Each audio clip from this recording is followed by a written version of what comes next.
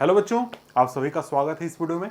और इस वीडियो में हम लोग पढ़ रहे हैं क्लास 8 के साइंस के चैप्टर नंबर 4 को, जिसका नाम है कंबशन एंड फ्लेम। और यहां पर इस चैप्टर में हमें पढ़ना है कंबशन और फ्लेम के बारे में। तो इन दोनों चीजों को, इन दोनों टॉपिक्स को यहां पर हम लोग अच्छी तरीके से डिस्कस करने वाले हैं। पूरा चैप्टर आपका यहां पर क्लियर हो जाएगा, इसलिए इस वीडियो को क्या करें, अंत तक देखें। ठीक है, अब यहां पर देखिए, इस चैप्टर को शुरू करते हैं। तो यहां पर किस चीज की हमें बात करनी है? हमें बात करनी है कंबशन की और फ्लेम की। मतलब क्या? मतलब यहां पर जो हमारे आसपास जो चीजों को हम जलाते हैं, उस प्रोसेस को हमें अच्छी तरीके से समझना है। और जब किसी चीज को हम जलाते हैं तो उससे जो लॉ उठती है, जो फ्लेम उठता है, उसके बारे में बात करना है। अगर आप देखें तो यहां पर इस प्रकार से जो ये आग उठते हुए देखते हैं ना, इसी को यहां पर फ्लेम कहा जा रहा है। और किसी चीज के जलने को, प्रोसेस को हम लोग सिंपली क्या कह रहे हैं? कंबशन कह रहे हैं। इन्हीं दोनों प्रोसेस को हमें क्या करना है? अच्छी तरीके से समझना है। दोनों चीजों को अच्छे से यहां पर समझना है। अब यहां पर देखिए, कोई भी चीज अगर आप आग लगा रहे हैं, किसी चीज को जला रहे हैं, तो वो हमारा होता है फ्यूल। मतलब क्या? मतलब कि यहां पर जब भी किसी चीज को हम जलाते हैं, तो भाई कोई जलने लायक चीज होती है तभी जलाते हैं। जैसे कि हम लोग लकड़ी जला देते हैं, या फिर जो पेपर होता है उसमें भी आग पकड़ लेता है। पेट्रोल, डीजल, केरोसिन होता है, वो भी आग जल जाता है। फिर इसके अलावा कोयला होता है, वो भी आग पकड़ लेता है, उसमें भी कंबशन हो जाता है, वो जल जाता है। तो यहां पर बात क्या है? कह रहा है कि हम लोग अलग अलग प्रकार के फ्यूल्स का यूज करते हैं। तो भाई ये जो चीजों के बारे में मैंने बताया एग्जाम्पल, कि जिन चीजों में हम लोग आग लगाते हैं, जिन चीजों को हम जला देते हैं, जिन चीजों को बर्न कर देते हैं, उनको ही हम लोग क्या बोल देते हैं? फ्यूल बोल देते हैं। फ्यूल क्या है भाई? फ्यूल एक प्रकार के सब्सटेंस होते हैं जो कि हमारे एयर में प्रेजेंट ऑक्सीजन के साथ रिएक्ट करते हैं और क्या करते हैं? हीट जनरेट करते हैं, लाइट जनरेट करते हैं, और वो क्या होते हैं? बर्न होते हैं। ठीक है, तो यहां पर कहता है we use different kinds of fuel for various purposes at home, in industry and for running automobiles. मतलब हम अपने आसपास की दुनिया में हम लोग तरह तरह के कामों के लिए अलग अलग प्रकार के फ्यूल्स का इस्तेमाल करते हैं। तो फ्यूल क्या हो गया? एक बेसिक अंडरस्टैंडिंग आपको हो गई। आगे डिटेल में और हमें बात करनी है, वहां पर अच्छे से बात करेंगे। बेसिकली आप ये समझ गए कि भाई हमारे आसपास के समाज में, हमारे आसपास की दुनिया में जो चीजें जलाने लायक होती हैं, जिनको हम जलाते हैं, जिनसे हमें हीट प्राप्त होता है, जिनको जला के हमें एनर्जी प्राप्त होता है, उनको यहां पर हम लोग फ्यूल बोल रहे हैं। ठीक है, अब आगे बढ़े तो आगे कहता है कि can you name of few fuels used in our homes. हमारे घरों में इस्तेमाल होने वाले कुछ फ्यूल्स के नाम बताने के लिए बोल रहा है। तो यहां पर आप ये काम आसानी से कर सकते हैं, क्योंकि आपके घर में जो खाना बनता है वो एलपीजी गैस पर बनता है।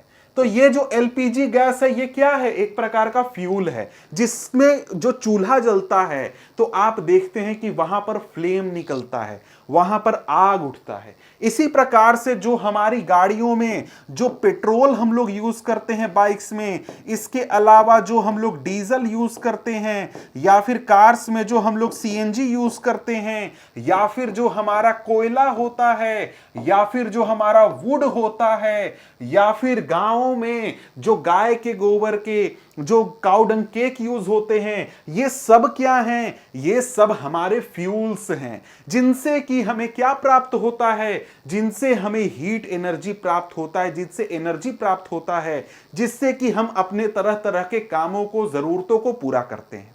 ठीक है, तो यहां पर देखिए कह रहा है कि name a few fuels used in trade and industry, what fuel are used for running automobiles. Your list will contain fuels like cow dung, wood, coal, charcoal, petrol, diesel, CNG. यही सब है जो मैंने कहा, वही सब है। मतलब हम लोग ये सारे फ्यूल्स को अपने आसपास के समाज में, अपनी दुनिया में इस्तेमाल करते हैं, जिससे कि हम लोगों को क्या मिलता है? जिससे कि हम लोगों को एनर्जी मिलता है। हमें एनर्जी जैसी रिक्वायरमेंट होती है, वैसा हम लोग फ्यूल इस्तेमाल करते हैं। जैसे कि पहले के जमाने में लोगों को पेट्रोल, डीजल, एलपीजी, सीएनजी के बारे में आइडिया नहीं था, तो वो लोग क्या इस्तेमाल करते थे? लकड़ियों को इस्तेमाल करते थे, उनसे अपने घर में खाना बनाने का काम करते थे आग जला करके। आज के समय में हमारे पास तरह तरह के टेक्नोलॉजी है, नॉलेज है, तो हम कार जब चलाते हैं तो उसमें डीजल इस्तेमाल करते हैं, दूसरे प्रकार के कार में पेट्रोल इस्तेमाल करते हैं, सीएनजी भी इस्तेमाल करते हैं। इसके अलावा जो हमारे घर में चूल्हा जलता है वहां पर एलपीजी इस्तेमाल करते हैं। हमारे देश के जो बड़े बड़े पावर प्लांट्स होते हैं वहां पर हमें आग जलाना होता है तो हम कोयले का इस्तेमाल करते हैं। तो जैसी जरूरत होती है वैसे फ्यूल्स का हम लोग इस्तेमाल करते हैं। अब यहां पर कहता है कि you are familiar with the burning of candle, what is the difference between burning of candle and the burning of fuel like coal. यहां पर कह रहा है कि आपने मोमबत्ती को जलते हुए देखा है और आपने हो सकता है कि कोयले को भी जलते हुए देखा हो। बहुत लोगों ने हो सकता है, अगर आप शहर में बिल्कुल रहे हैं, कोयले का इस्तेमाल कभी नहीं किया है, तो हो सकता है आपने नहीं देखा हो। इन दोनों में क्या फर्क है कि जब कैंडल जलता है और जब कोयला जलता है तो दोनों में क्या फर्क होता है? तो यहां पर अगर हम आपको दिखा दें तो जहां पर आप जब कोयला जलाते हैं तो जो कोयला होता है वो फ्लेम नहीं देता है। जब कोयला जलता है वो हमें हीट देता है और साथ में इस प्रकार का हमें लाइट देखने को मिलता है। यहां पर आग की लपटें नहीं उठती हैं, फ्लेम नहीं उठता है जैसा कि मोमबत्ती में होता है। तो यहां पर ये कोयले जलने के दौरान होता है और वहीं जब आप मोमबत्ती जलाते हैं, कैंडल जलाते हैं, तो इस प्रकार का फ्लेम आपको देखने को मिलता है। तो ये सिंपल सा बेसिक सा डिफरेंस है कि जब कैंडल जलता है तो उसमें फ्लेम दिखता है और वहीं जब हमारा कोयला जलता है तो उसमें किसी भी प्रकार का फ्लेम नहीं होता है। यहां पर यही चीज लिखी गई है कि maybe you were able to guess right, candle burns with a flame whereas coal does not. जब कोयला जलता है तो कोयला फ्लेम नहीं देता है, लेकिन जब कैंडल जलता है तो कैंडल फ्लेम देता है। कहता है कि similarly you will find many other material burning without a flame. मतलब यहां पर यह है कि हम लोग जब कंबशन करते हैं, हम लोग जब फ्यूल्स का इस्तेमाल करते हैं, तो कुछ फ्यूल्स होते हैं वो जलते समय फ्लेम जनरेट नहीं करते जैसा कि कोयला, और वहीं कुछ फ्यूल्स ऐसे होते हैं जिनको जब हम लोग बर्न करते हैं तो वो फ्लेम जनरेट करते हैं जैसा कि हमारी लकड़ियों को जलाने के दौरान होता है या फिर हमारा जब कैंडल जलता है उस समय में। इस प्रकार से यहां पर ये क्या करते हैं? फ्लेम जनरेट करते हैं। तो यहां पर हम लोग क्या पढ़ेंगे? अब हम लोग बर्निंग के प्रोसेस को पढ़ेंगे जिसको कि यहां पर कंबशन कहा जा रहा है, और हम लोग यहां पर फ्लेम की बात करेंगे आगे के चैप्टर में, टाइप्स ऑफ फ्लेम। उसके बाद चैप्टर के लास्ट में हम लोग बात करेंगे फ्यूल की। तो आइए बारी बारी से तीनों चीजों को क्लियर कर लेते हैं। यहां पर सबसे पहले हमारे सामने टॉपिक आता है व्हाट इज कंबशन। तो सिंपल सा एकदम बेसिक सा बात क्या है? प्रोसेस ऑफ बर्निंग, यही हमारा कंबशन है। ठीक है, अब यहां पर देखिए क्लास 7 की बात की गई है। क्लास 7 में आपने एक एक्टिविटी किया था, उस एक्टिविटी में हमने क्या किया था? मैग्नीशियम को बर्न किया था।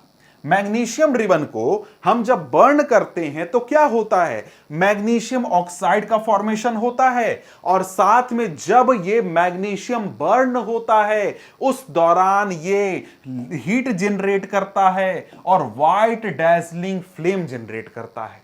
अगर आपको याद होगा तो यहां पर इस प्रकार का आपको लाइट देखने को मिलता है कि जब हम लोग मैग्नीशियम रिबन को बर्न करते हैं तो बहुत ही ब्राइट लाइट जनरेट होता है, बहुत ही हीट जनरेट होता है, और उसके बाद जो पाउडर हमारे पास बचता है, राख बचता है, वो हमारा होता है मैग्नीशियम ऑक्साइड। ठीक है, अब यहां पर देखिए तो यहां पर कहता है कि we can perform a similar activity with a piece of charcoal, hold the piece with a pair of tongs and bring it near the flame of a candle or a Bunsen burner.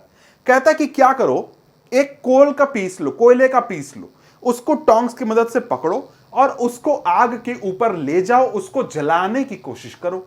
तो क्या होगा? जब हम कोयले को जलाएंगे तो क्या होगा? हमें पता है कि कोयला को जलाने के दौरान फ्लेम नहीं निकलता है, वो सिर्फ हमें हीट जनरेट करता है और हल्का सा लाल रंग का थोड़ा सा लाइट जनरेट करता है। समझ गए? तो यहां पर यह डिफरेंस होगा जब हम लोग कोल को बर्न करेंगे और दूसरी तरफ जब हम लोग मैग्नीशियम को बर्न करेंगे, तो दोनों में यह फर्क हमको देखने को मिलेगा। कहता है कि we find that charcoal burn in air, we know that coal to burn in air producing carbon dioxide, heat and light. जब चारकोल या फिर कोयला बर्न होता है तो वो क्या करता है, ऑक्सीजन के साथ रिएक्ट करता है, एयर में प्रेजेंट ऑक्सीजन के साथ रिएक्ट करता है और इस प्रोसेस के दौरान हीट और लाइट जनरेट करता है। ठीक है, अब यहां पर आगे बढ़े तो आगे यहां पर कंबशन की बात की गई है। तो अगर आपसे क्वेश्चन पूछे व्हाट इज कंबशन, तो यहां से आप आंसर लिख सकते हैं। क्या है भाई? A chemical process in which a substance reacts with oxygen to give off heat is called combustion। एक ऐसा केमिकल प्रोसेस जिसमें एक सब्सटेंस एयर में प्रेजेंट ऑक्सीजन के साथ रिएक्ट करता है और हीट जनरेट करता है, इसी प्रोसेस को हम लोग क्या बोलते हैं? कंबशन बोलते हैं। ठीक है, सिंपल सा बात है। मतलब सिंपली समझो ना यार, किसी चीज को जला दिया तो जलने के प्रोसेस को हम लोग क्या बोल रहे हैं? कंबशन बोल रहे हैं। ठीक है, कहता कि the substance that undergoes combustion is said to be combustible. अब यहां पर इसी को फ्यूल कहा जा रहा है, यही फ्यूल की बात हो रही है। जो भी सब्सटेंस जिस सब्सटेंस में कंबशन होगा उस सब्सटेंस को हम लोग कंबस्टिबल सब्सटेंस बोलेंगे। ठीक है, और यहां पर इसी के लिए फ्यूल वर्ड यूज किया गया है। अब यहां पर देखिए, एक शब्द तो आपको बताया गया कंबस्टिबल, इसके साथ एक और शब्द पढ़ लीजिए, नॉन कंबस्टिबल सब्सटेंसेस। एक हो गया कंबस्टिबल सब्सटेंसेस और दूसरे हो गए नॉन कंबस्टिबल सब्सटेंसेस। इन दोनों में क्या फर्क है? देखिए, एक प्रकार के सब्सटेंस होते हैं जिसको कि हम लोग बर्न कर सकते हैं, जिसको जला सकते हैं, तो वो हमारे हो गए कंबस्टिबल सब्सटेंसेस। और दूसरे प्रकार के सब्सटेंस होते हैं जिनको कि कुछ भी कर लो उनमें आग नहीं लगेगा, उनको हम लोग जला नहीं सकते हैं, वो हो गए नॉन कंबस्टिबल सब्सटेंसेस। ठीक है, एग्जाम्पल क्या है भाई? लोहा है।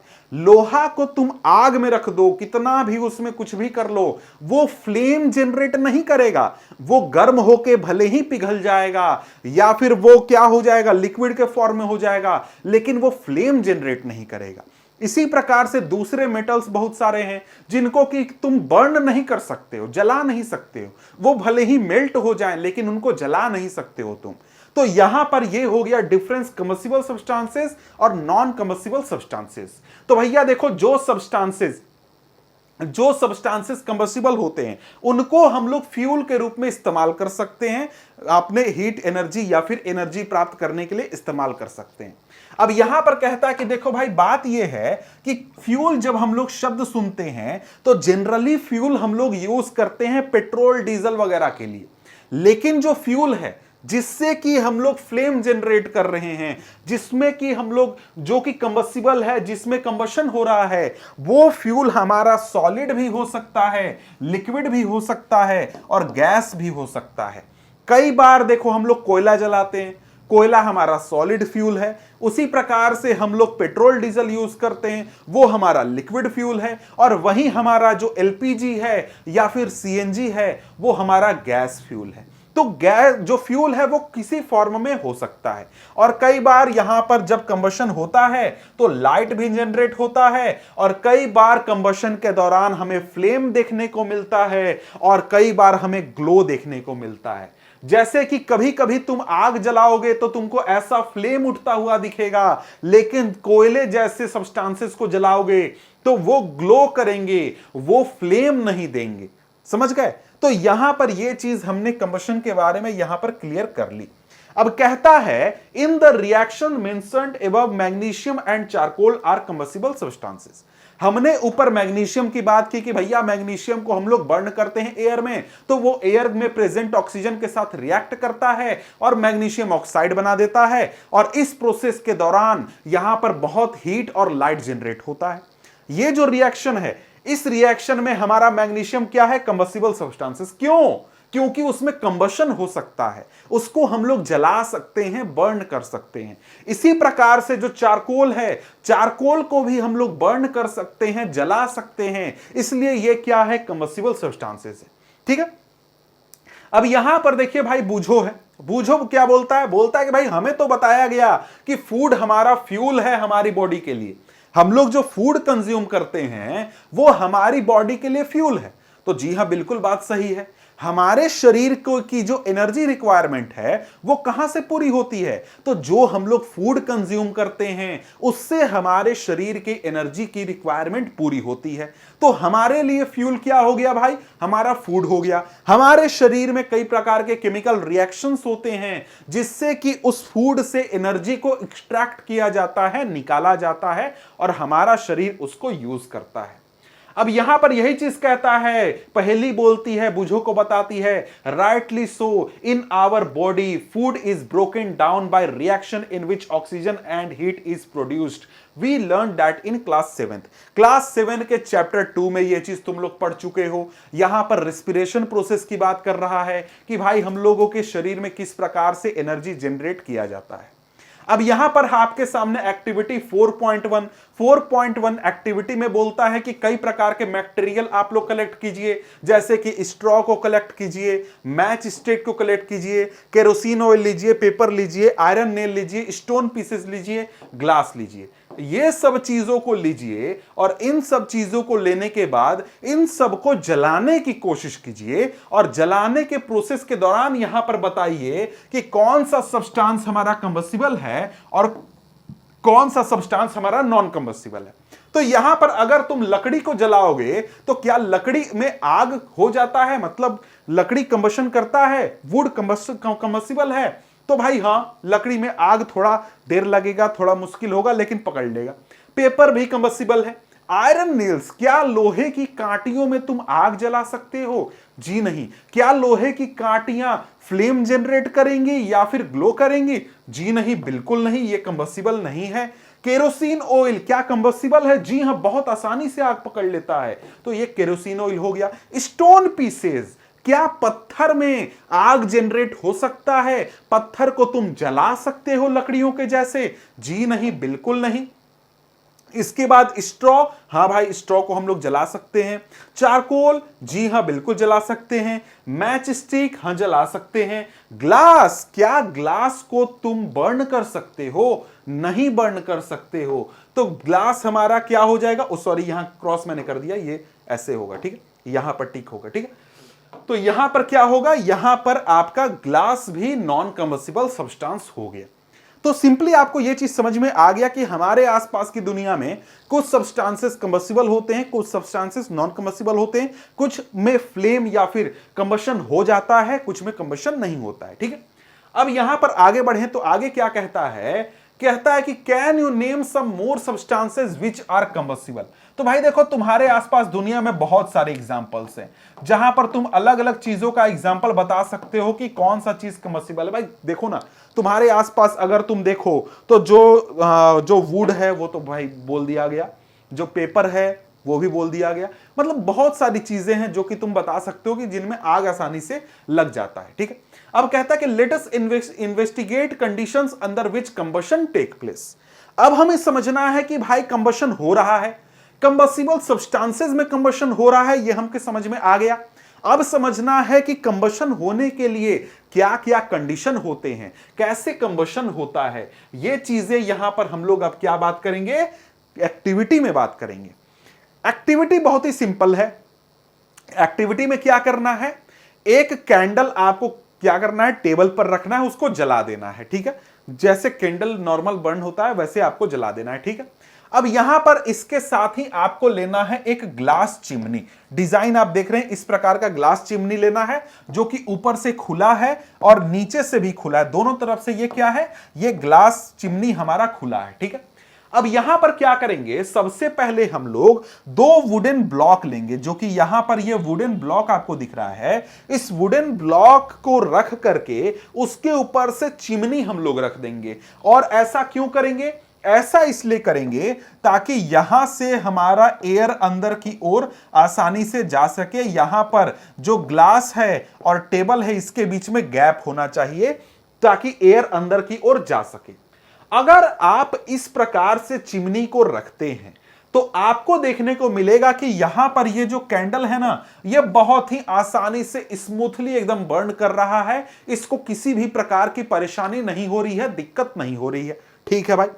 अब यहां पर दूसरा कंडीशन आपको क्या करना है, दूसरा कंडीशन करना है कि ये जो वुडन ब्लॉक्स आपने लगाए थे इनको हटा देना है और पूरे फ्लैट सरफेस पर आपको इस चिमनी को रख देना है, लेकिन ये ऊपर से खुला रहेगा। जब आप ऐसा कंडीशन लगाएंगे तो इस कंडीशन में ये जो हमारा कैंडल है ये बहुत ही मुश्किल से जलेगा, धीरे धीरे धीरे धीरे बर्न करेगा। मतलब यहां पर ये जितना लाइट जनरेट कर रहा था उतना लाइट यहां पर जनरेट नहीं करेगा, बहुत ही मुश्किल से जलेगा। और तीसरा कंडीशन जब हम लोग लगाते हैं, यहां पर पूरी तरीके से इस चैम्बर को, इस चिमनी को बंद कर देते हैं, ऊपर से भी बंद कर दिया और नीचे से भी बंद कर दिया, तो यहां पर एयर अंदर नहीं जा सकता है। और यहां पर 2 3 4 5 सेकंड के बाद हमको देखने को मिलेगा कि ये जो कैंडल है ये बुझ जाएगा, ये जलना बंद कर देगा। यहां पर हमें क्या समझ में आया, यहां पर हमें यह समझ में आया कि अगर हमें कंबशन करना है तो कंबशन करने के लिए एयर हमें जरूरी होता है, एयर के बिना कंबशन पॉसिबल नहीं है। अब यहां पर यही चीज बता रहा है कि कंबशन के लिए हमें यह समझ में आया कि पहला कंडीशन हमने देखा जब हमने वुडन ब्लॉक्स लगा करके चिमनी रखा था तो वहां पर एयर आसानी से एंटर कर पा रहा था चिमनी में और यहां पर आसानी से हमारा जो कैंडल है वो बर्न हो रहा था। दूसरे कंडीशन में एयर हमारा एंटर नहीं कर पा रहा था नीचे से और यहां पर फ्लेम हमारा फ्लिकर कर रहा था और स्मोक जनरेट कर रहा था। और तीसरे कंडीशन में हमारा फ्लेम जो है वो बुझ जाता है, कैंडल बुझ जाता है क्योंकि एयर प्रेजेंट नहीं है। तो यहां पर देखिए इस चीज को आप क्या समझते हैं, यहां से सिंपली ये समझते हैं कि भाई यहां पर हमारे कंबशन होने के लिए एयर का रिक्वायरमेंट होता है, अगर एयर प्रेजेंट नहीं होगा तो कंबशन नहीं होगा। समझ गए? तो एयर कंपलसरी है कंबशन के लिए। ठीक है, अब यहां पर देखिए यहां पर क्या कह रहा है, we have read that the sun produces its own heat and light, it is it also some kind of combustion. अब देखो भाई यहां पर देखिए कई बच्चों के मन में सवाल आ सकता है, इसलिए एनसीईआरटी ने पहले ही क्लियर कर दिया कि क्या जो सूरज की रोशनी आती है, सूरज में भी भाई कंबशन हो रहा है, वहां पर इतना हीट और लाइट जनरेट हो रहा है, तो वहां पर भी क्या किसी प्रकार का कंबशन हो रहा है क्या? नहीं। जो सूरज होता है ना, सूरज में जो हीट और लाइट जनरेट होता है वो न्यूक्लियर रिएक्शन के द्वारा जनरेट होता है। और न्यूक्लियर रिएक्शन के द्वारा कैसे जनरेट होता है, न्यूक्लियर रिएक्शन क्या है, ये आगे के क्लासेस में आप पढ़िएगा, यहां पर उसके बारे में डिटेल नहीं पढ़ना है। मतलब सीधा सा बात यह है कि वहां जो प्रोसेस हो रहा है वो कंबशन नहीं है, किसी दूसरे तरीके से वहां पर हीट और लाइट जनरेट हो रहा है। ठीक है, अब यहां पर आगे एक्टिविटी है 4.3। 4.3 में यहां पर क्या कहता है, कहता है कि एक बर्निंग वुड लीजिए या फिर चारकोल लीजिए, इसको आयरन प्लेट या फिर तवा पर रख दीजिए और इसको ग्लास जार की मदद से पैक कर दीजिए। मतलब ऊपर से ऐसे ढक देना है। तो यहां पर आपको यह क्यों कहा जा रहा है, ये एक्टिविटी क्यों करवाया जाए? देखो भाई पिछला जो एक्टिविटी किया उसमें हमने कैंडल जलाया था, कैंडल में फ्लेम होता है। ठीक है, वहां पर हमने समझ लिया कि एयर का रिक्वायरमेंट है। अब यहां पर आपको क्या बोला जा रहा है, आपको चारकोल लेने के लिए बोला जा रहा है। मतलब क्या? मतलब ऐसे कंबस्टिबल सब्सटेंस जिसमें कि हमारा फ्लेम जनरेट नहीं होता है, उसमें ये टेस्ट कीजिए। तो यहां पर जब आप ग्लास जार की मदद से इस तवे के ऊपर जहां पर जो आपने रखा है कोयला या सॉरी चारकोल रखा है, उसको जब आप ढक देंगे कुछ सेकंड के बाद वो चारकोल बर्न होना बंद कर देगा, जलना बंद कर देगा। समझ गए? तो यहां पर क्यों होगा भाई? क्योंकि हमने जब इसको ढका, ग्लास जार से हमने जब ढक दिया अपने पैन को जहां पर कोयला रखा हुआ था, उसने क्या किया, एयर के सप्लाई को काट दिया, उस कोयले को एयर मिलना बंद हो गया, चारकोल को एयर मिलना बंद हो गया, तो वहां पर यह कंबशन क्या हो गया, बंद हो गया। ठीक है, फिर से वही बात प्रूफ हो गई कि भाई कंबशन के लिए एयर का रिक्वायरमेंट है, एयर के बिना कंबशन पॉसिबल नहीं है। अब यहां पर देखिए कहा जा रहा है कि you might have heard that when the clothes of a person catches fire the person is covered with a blanket to extinguish the fire. मतलब कहा जा रहा है कि देखो भाई जब किसी भी व्यक्ति के कपड़ों में आग लग जाती है या फिर कोई व्यक्ति आग में लिपट जाता है, उसको पूरा आग लग जाता है, तो उस वहां पर आग बुझाने के लिए हम लोग क्या करते हैं, उस व्यक्ति के शरीर को क्या करते हैं, ब्लैंकेट से ढक देते हैं। जो कंबल होता है, कंबल से ढक देते हैं, जैसा कि यहां पर तस्वीर में दिखाया गया है। यहां पर इस व्यक्ति के शरीर में, कपड़ों में आग लग गई, क्या किया गया, कंबल से पूरे शरीर को ढक दिया गया। ऐसा क्यों किया गया, वाई? तो आंसर होगा कि जो कंबल है, जब इस कंबल से शरीर को हम लोग ढक देते हैं, जो कपड़े हैं जो कि जल रहे हैं, इन कपड़ों तक यहां पर हम लोग एयर का सप्लाई काट देते हैं। एयर यहां पर नहीं पहुंच पाता है इन कपड़ों तक, जिससे कि आग यानी कि जो हमारा फ्लेम है वो जनरेट नहीं हो पाता, कंबशन का प्रोसेस नहीं हो पाता और यहां पर हमारा आग बुझ जाता है। तो यहां पर आग बुझाने के लिए हम लोग यहां पर ब्लैंकेट का इस्तेमाल करते हैं, क्योंकि ये ब्लैंकेट क्या करेगा, एयर का सप्लाई बंद कर देगा। हमारा जो कंबशन हो रहा है, कंबशन के लिए एयर ही प्रेजेंट नहीं होगा, तो कुछ समय के बाद यहां पर जो आग है ये बुझ जाएगा। ठीक है, अब यहां पर आगे बढ़े तो आगे क्या कहता है, कहता है कि now recall some of your experiences, does a match stick burn by itself, how does it burn. कहता है कि भाई देखो, आपने मैच स्टिक का यूज किया है, मैच स्टिक क्या खुद से आग लग जाता है क्या? आपने मैच स्टिक का जब यूज किया, जब आप मैच स्टिक को, जैसे मैंने यहां पर ये मैच स्टिक पकड़ करके रखा हुआ है, तो क्या इसमें आग अपने आप लग जा रहा है क्या? जी नहीं, बिल्कुल नहीं। मेरे हाथ में है और कई दिनों से ये मैच स्टिक मेरे घर में रखा हुआ है, लेकिन इसमें किसी भी प्रकार का आग नहीं लग रहा है। क्यों नहीं लग रहा है? कारण यहां पर यह है कि ये मैच स्टिक जो है या कोई भी सब्सटेंस जो है वो खुद से आग नहीं पकड़ता है, उसके लिए सर्टेन रिक्वायरमेंट होती है, सर्टेन कंडीशंस होते हैं। तो यहां पर इसको देखें, तो यहां पर कहता है कि you must have had an experience of burning a piece of paper, does it burn when a burning match stick is brought near it. तो क्या आपने कभी पेपर को बर्न करके देखा है? तो भाई क्या मैच स्टिक लाते हैं पेपर के नजदीक और तुरंत आग लग जाता है क्या? नहीं, उसमें थोड़ा 2-4 सेकंड का समय लगता है, धीरे धीरे धीरे धीरे आग पकड़ता है। ऐसा क्यों है भाई? तो यहां पर आगे देखें तो आगे एक और सवाल कि can you burn a piece of wood by bringing a lighted match stick near it. क्या आप एक लकड़ी को मैच स्टिक उसके नजदीक, यानी कि ये जो माचिस है इसको नजदीक ला करके तुरंत आग जला सकते हैं क्या? जी नहीं, बिल्कुल नहीं। उसमें काफी समय लगता है, लकड़ी को आग जलाने में बहुत समय लगता है। अब यहां पर आगे कहता है, सवाल पूछता है, why do you have to use paper और kerosene oil to start fire in wood और कोल। मतलब यहां पर यह है कि जब आपको लकड़ियों में आग लगाना होता है या फिर आपको आग अच्छे से कोयले में लगाना होता है, तो आप केरोसिन ऑयल का यूज क्यों करते हैं?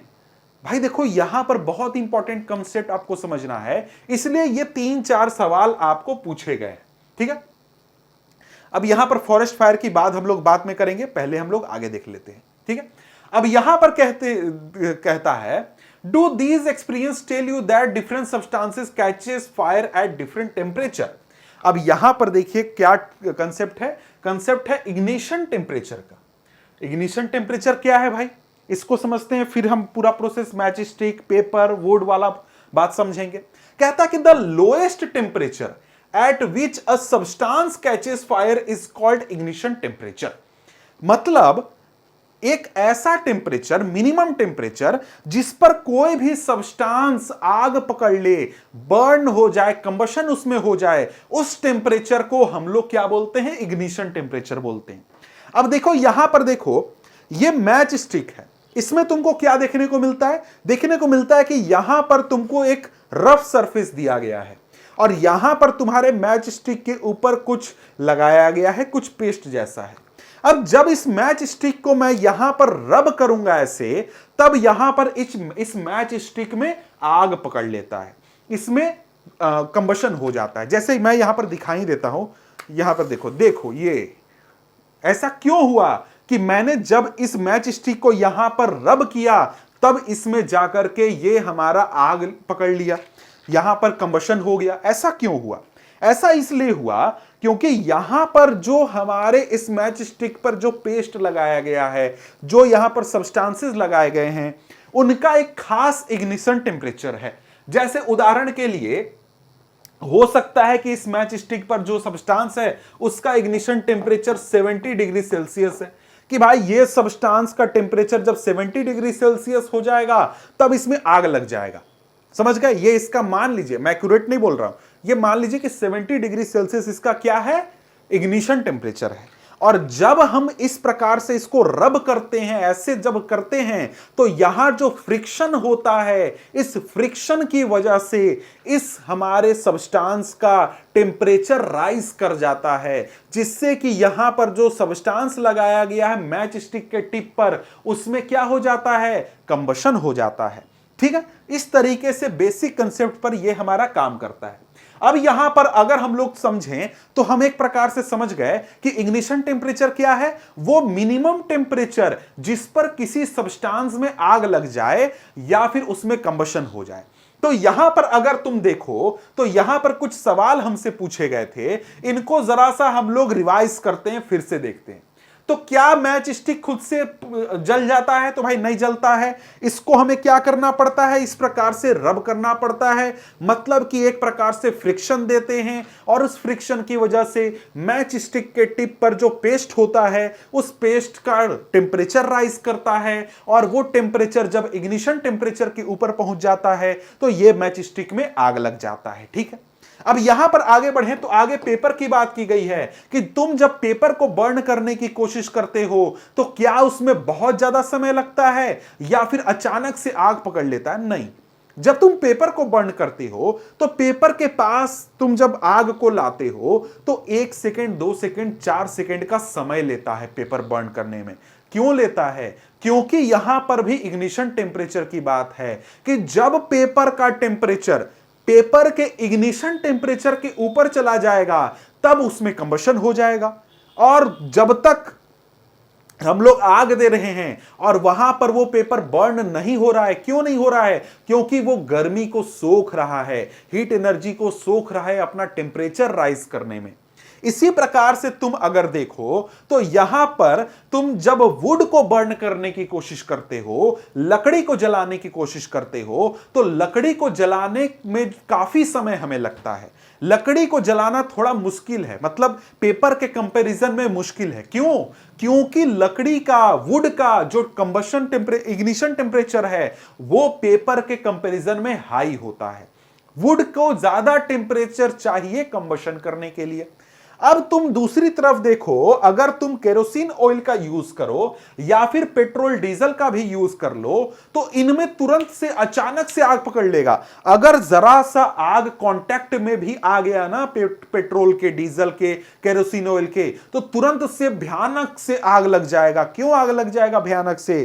कारण यह है कि जो हमारा पेट्रोल, डीजल, केरोसिन ऑयल होता है, इनका इग्निशन टेम्परेचर बहुत ही लो होता है, और इनका इग्निशन टेम्परेचर लो होने के कारण इनमें आग बहुत ही जल्दी लगता है। और जिस सब्सटेंस का इग्निशन टेम्परेचर जितना ज्यादा होगा उतना ज्यादा समय वो लेगा आग को पकड़ने में।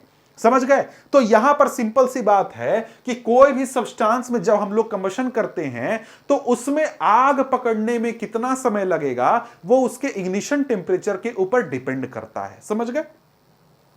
अब यहां पर देखिए आगे फॉरेस्ट फायर की बात की गई है।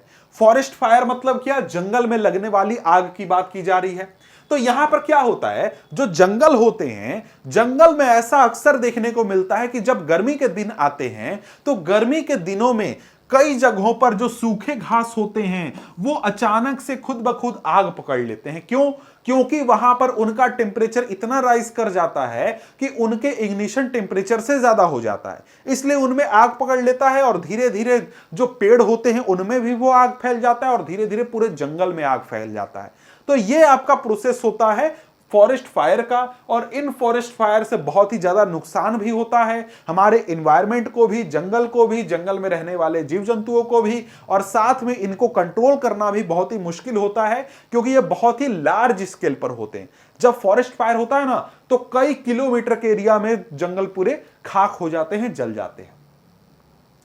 अब यहां पर देखिए, यही सवाल, बेसिक सवाल पूछ रहा है जिसको कि अभी तुरंत हमने समझ लिया कि can you tell now why a match stick does not catch fire on its own at room temperature. कि भाई जो माचिस है वो खुद ब खुद रूम टेम्परेचर पर मेरे कमरे में रखा हुआ है, तो ये अचानक से खुद से क्यों नहीं जल जाता है? सिंपल सी बात है कि अभी इसका जो टेम्परेचर है इस मैच स्टिक के इग्निशन टेम्परेचर से कम है। अगर यहां पर हम लोग कुछ ऐसा करें कि यहां पर टेम्परेचर बहुत ही राइज हो जाए और इस मैच स्टिक के इग्निशन टेम्परेचर से ज्यादा हो जाए, तो ये खुद ब खुद जल जाएगा, अचानक से खुद से इसमें आग लग जाएगा। समझ गए? तो मेन मुद्दा किस चीज का है? इग्निशन टेम्परेचर का। ठीक है, अब यहां पर कहता है कि why does the match stick start burning on rubbing it's on side of match box. तो सिंपल सी बात क्या है भाई? फ्रिक्शन की वजह से। फ्रिक्शन की वजह से टेम्परेचर राइज करता है, और टेम्परेचर राइज करने के कारण जब इग्निशन टेम्परेचर से ऊपर टेम्परेचर पहुंच जाता है तो हमारा इस मैच स्टिक में आग लग जाती है। ठीक है, मैच स्टिक की कहानी यहां पर बताई गई है कि भाई मैच स्टिक को, यानी जो माचिस है उसको हम लोग 5000 साल से यूज कर रहे हैं, उससे भी पहले से यूज कर रहे हैं। और वहां पर पहले सल्फर को यूज किया जाता था एंशिएंट इजिप्ट में। आज के समय में जो हम लोग मैच स्टिक यूज करते हैं वो सेफ्टी मैच स्टिक बोला जाता है, क्योंकि यहां पर हम लोग जो केमिकल्स यूज करते हैं वो बहुत ज्यादा हानिकारक नहीं होते हैं हमारे लिए, हम इनको सेफली यूज कर सकते हैं इसलिए। अब यहां पर क्या यूज होता है आज के समय के मैच स्टिक में? एंटीमनी ट्राइसल्फाइड यूज होता है, साथ में पोटेशियम क्लोरेट और साथ में व्हाइट फास्फोरस। इसमें ग्लू वगैरह मिला करके इसके ऊपर चिपका दिया जाता है। ये जो मैच स्टिक है, माचिस की तीली है, इसके मुंह पर यहां पर चिपका दिया जाता है। ठीक है, अब यहां पर इसके बारे में अच्छे से थोड़ा सा आप चाहें तो पढ़ सकते हैं। तो यहां पर आगे बढ़े तो आगे हमारे सामने क्या है?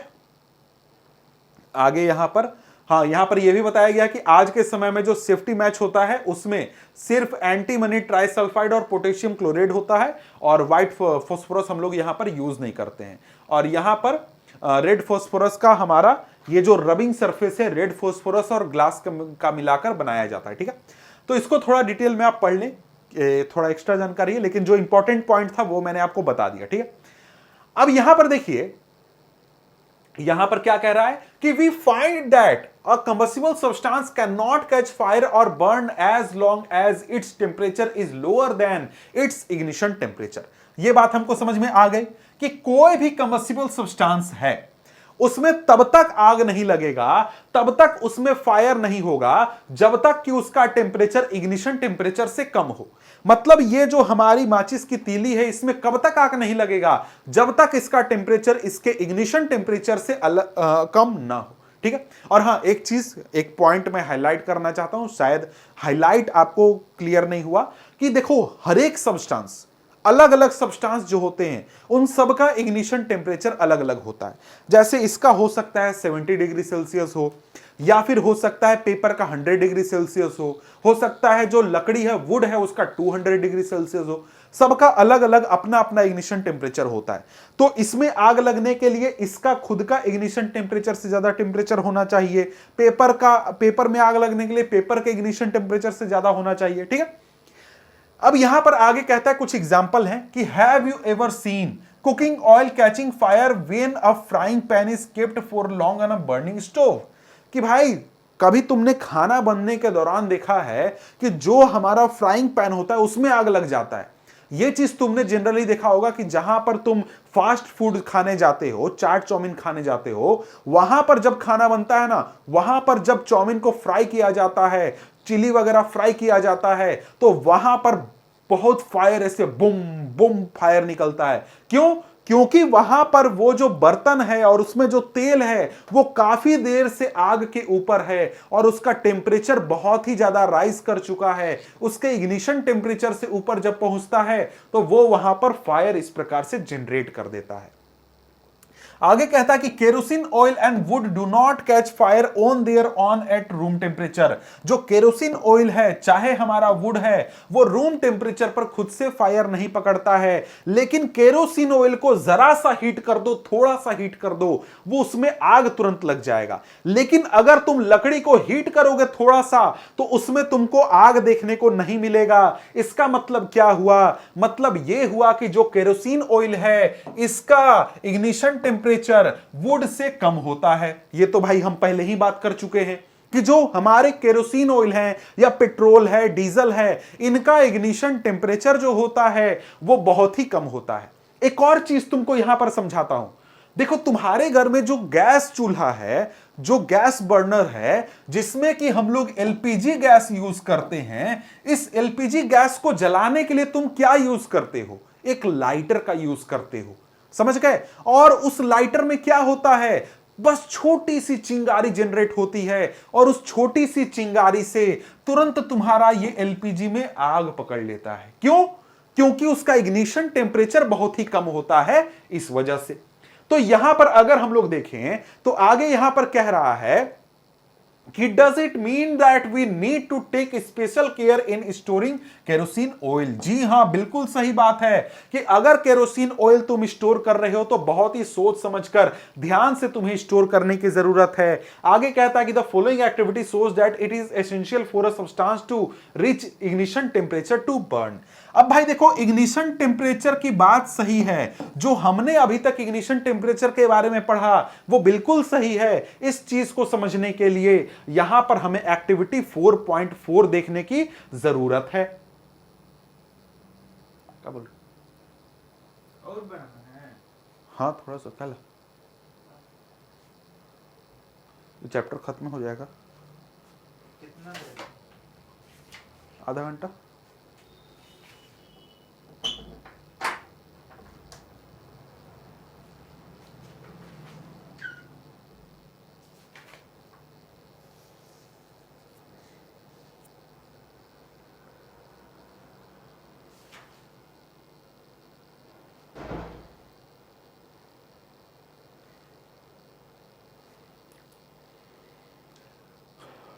तो यहां पर इस एक्टिविटी में क्या बोल रहा है? यहां पर इस एक्टिविटी में बोल रहा है कि भाई 2 पेपर कप बनाइए। कैसा पेपर कप? इस प्रकार का पेपर कप बनाइए, ठीक है। अब एक पेपर कप में आप क्या करिए, 50 ml वाटर डाल दीजिए और दूसरे कप को खाली रखिए। अब इन दोनों कप को सेम डिजाइन में रख करके जब आप यहां पर कैंडल के ऊपर रखेंगे या फिर फ्लेम के ऊपर रखेंगे तो आपको यह देखने को मिलेगा कि जो हमारा ये खाली वाला पेपर कप है जिसमें कि वाटर नहीं है, उसमें आग पकड़ लेगा, फायर पकड़ लेगा। और वहीं जो दूसरा हमारा कप है जिसमें कि वाटर है, इसमें हमारा फायर नहीं पकड़ेगा, यहां पर हमारा आग नहीं लगेगा। क्यों नहीं लगेगा? क्योंकि यहां पर जो हमारा वाटर है ये इस पेपर के टेम्परेचर को राइज ही नहीं होने देगा, इग्निशन टेम्परेचर तक नहीं पहुंचने देगा, इसलिए इस पेपर में आग नहीं लगेगा। और जब हम काफी देर तक इसको आग के ऊपर रखेंगे, हमारा वाटर बॉयल भी होने लगेगा, लेकिन हमारा पेपर में आग नहीं पकड़ेगा। जब यहां पर पूरा वाटर हमारा इवापोरेट हो जाएगा, उसके बाद जाकर के इस पेपर में आग लगेगा। क्यों? क्योंकि वाटर यहां पर इस पेपर के टेम्परेचर के राइज होने से रोक रहा है, इस वजह से। तो यहां पर हमें क्या समझने को मिला? समझने को मिला कि यहां पर इग्निशन टेम्परेचर जो है वो यहां पर बहुत ही जरूरी कंसेप्ट है। और यहां पर इग्निशन टेम्परेचर तक जब कोई सब्सटेंस न पहुंचे उसमें आग नहीं लगता है, आग नहीं पकड़ता है। अब यहां पर देखिए, आगे यहां पर यही सवाल है, ये सारी बातें तो हम लोग यहां पर समझ चुके हैं। आगे यहां पर क्या कहता है? If we continue heating the cup we can even boil water in the paper cup. ये बात सही है, आप पेपर कप में वाटर को बॉयल भी कर सकते हो, वो उसमें आग नहीं पकड़ेगा जब तक वहां पर वाटर इवापोरेट न कर जाए, ठीक है। अब कहता है कि can you think of an explanation for this phenomena? यही सिंपल सी बात है। क्यों? वही बात हमने समझाया कि देखो भाई, जो हम लोग हीट कर रहे हैं, वहां पर उस पेपर कप को हीट कर रहे हैं, उसमें पानी भी है, तो जो हम लोग हीट एनर्जी दे रहे हैं ना, वो हीट एनर्जी पेपर के पास रह ही नहीं रहा है, वो चला जा रहा है किसके पास? पानी के पास चला जा रहा है। और वो जो पानी है उस हीट को एब्जॉर्ब कर ले रहा है, जिससे कि यहां पर पेपर का टेम्परेचर राइज ही नहीं करने पा रहा है। और वाटर उस हीट एनर्जी को एब्जॉर्ब करके क्या कर रहा है? अपना टेम्परेचर बढ़ा रहा है और इवापोरेशन कर रहा है। इस वजह से यहां पर पेपर में आग बिल्कुल भी नहीं पकड़ रहा है, ठीक है।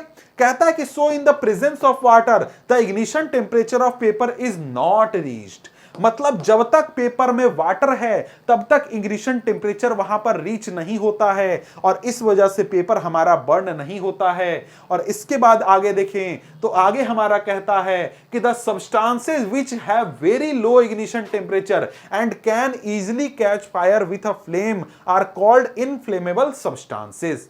ये भी बहुत इंपॉर्टेंट है भाई, ध्यान रखिएगा। देखिए हमारे आसपास कुछ ऐसे सब्सटेंसेस होते हैं जिनका इग्निशन टेम्परेचर बहुत ही कम होता है और वो आसानी से एक फ्लेम के कांटेक्ट में बस आने के साथ ही आग पकड़ लेते हैं। ऐसे सब्सटेंसेस को हम लोग बोलते हैं इनफ्लेमेबल सब्सटेंसेस। इसके अच्छे उदाहरण क्या है भाई? जो आपके घर में एलपीजी गैस यूज होता है, जो गाड़ियों में सीएनजी गैस, पेट्रोल, डीजल ये सब यूज होते हैं, ये सब होते हैं इनफ्लेमेबल सब्सटेंसेस। अगर केरोसिन ऑयल के कांटेक्ट में बस एक हमारी छोटी सी आग आ जाती है, यहां तक कि कई बार चिंगारी भी आ जाता है, तो उसमें तुरंत आग पकड़ लेगा। क्यों? क्योंकि वो उसका इग्निशन टेम्परेचर बहुत ही कम है और इसको हम क्या बोलते हैं? इनफ्लेमेबल सब्सटेंसेस बोलते हैं। एग्जाम्पल यही चीज लिखा गया है, petrol, alcohol, liquefied petroleum gas, LPG etcetera. ठीक है, अब यहां पर आगे टॉपिक है 4.2, how do we control fire. अभी तक तो हमने समझ लिया कि कंबशन होता कैसे है। अब यहां पर हमें समझना है कि अगर कहीं पर आग लग जाए, कहीं पर फायर ब्रेकआउट हो जाए, तो फिर उसको हम लोग कंट्रोल कैसे कर सकते हैं। अब यहां पर क्या कह रहा है? You must have seen or heard of fire breaking out in homes, shops, factories. मतलब क्या है भाई? आपने कभी ना कभी तो ये चीज देखा होगा, सुना होगा कि भाई किसी के घर में आग लग गया, कहीं किसी फैक्ट्री में आग लग गया, कहीं किसी दुकान में आग लग गया। तो भाई यहां पर जब कभी भी इन चीजों में आग लगता है ना, तो उससे बहुत ज्यादा नुकसान होता है, चाहे वो किसी इंसान की जिंदगी का हो या फिर कीमत के सामानों का हो। मतलब क्या? जो घर में चीजें रखी होती हैं वो जल जाती हैं, लोगों को नुकसान होता है। इसलिए यहां पर हमें इन आग को, इन फायर को कंट्रोल करना जरूरी होता है ताकि नुकसान को कम से कम किया जा सके। तो यहां पर अगर हम लोग देखें तो यहां पर हमें यह चीज समझना है कि अगर कहीं पर एक आग लग जाती है जिससे कि हमें नुकसान है, जो हम नहीं चाहते हैं, उसको कंट्रोल कैसे किया जाता है। तो यहां पर अगर हम लोग देखें तो यहां पर हमने पढ़ा कि आग लगती कैसे है भाई। तो यहां पर आग लगती है जब कोई भी फ्यूल जो है वो जब एयर में प्रेजेंट ऑक्सीजन से रिएक्ट करता है तो वहां पर वो उसमें आग लग जाता है। लेकिन उसके साथ एक और कंडीशन हमने देखा कि आग लगने का एक कंडीशन ये है कि जो फ्यूल है या फिर जो सब्सटेंस है उसका टेम्परेचर इग्निशन टेम्परेचर से ज्यादा होना चाहिए। तो यहां पर अगर हम लोग देखें तो आग लगने के लिए क्या कंडीशन जरूरी होता है? तो कंडीशन यहां पर पहला जरूरी होता है कि भाई हमारा जो फ्यूल है, हमारे पास क्या होना चाहिए? फ्यूल होना चाहिए। मतलब कोई सब्सटेंस तो होना चाहिए ना जिसमें आग लगेगा। दूसरा हमारे पास क्या होना चाहिए? दूसरा हमारे पास एयर होना चाहिए। सिंपली मैं लिख दूं तो यहां पर ऑक्सीजन होना चाहिए। इसके बाद तीसरा हमारे पास क्या होना चाहिए? हमारे पास टेम्परेचर जो है वो होना चाहिए इग्निशन टेम्परेचर से ज्यादा। ये तीन कंडीशन मिलेंगे तब किसी भी सब्सटेंस में आग लगता है। ठीक है, तो ये बेसिक बात समझ गए। अब आगे देखते हैं। आगे यहां पर क्या कहता है कि does your city town have a fire brigade station. भाई फायर ब्रिगेड स्टेशन क्या होता है?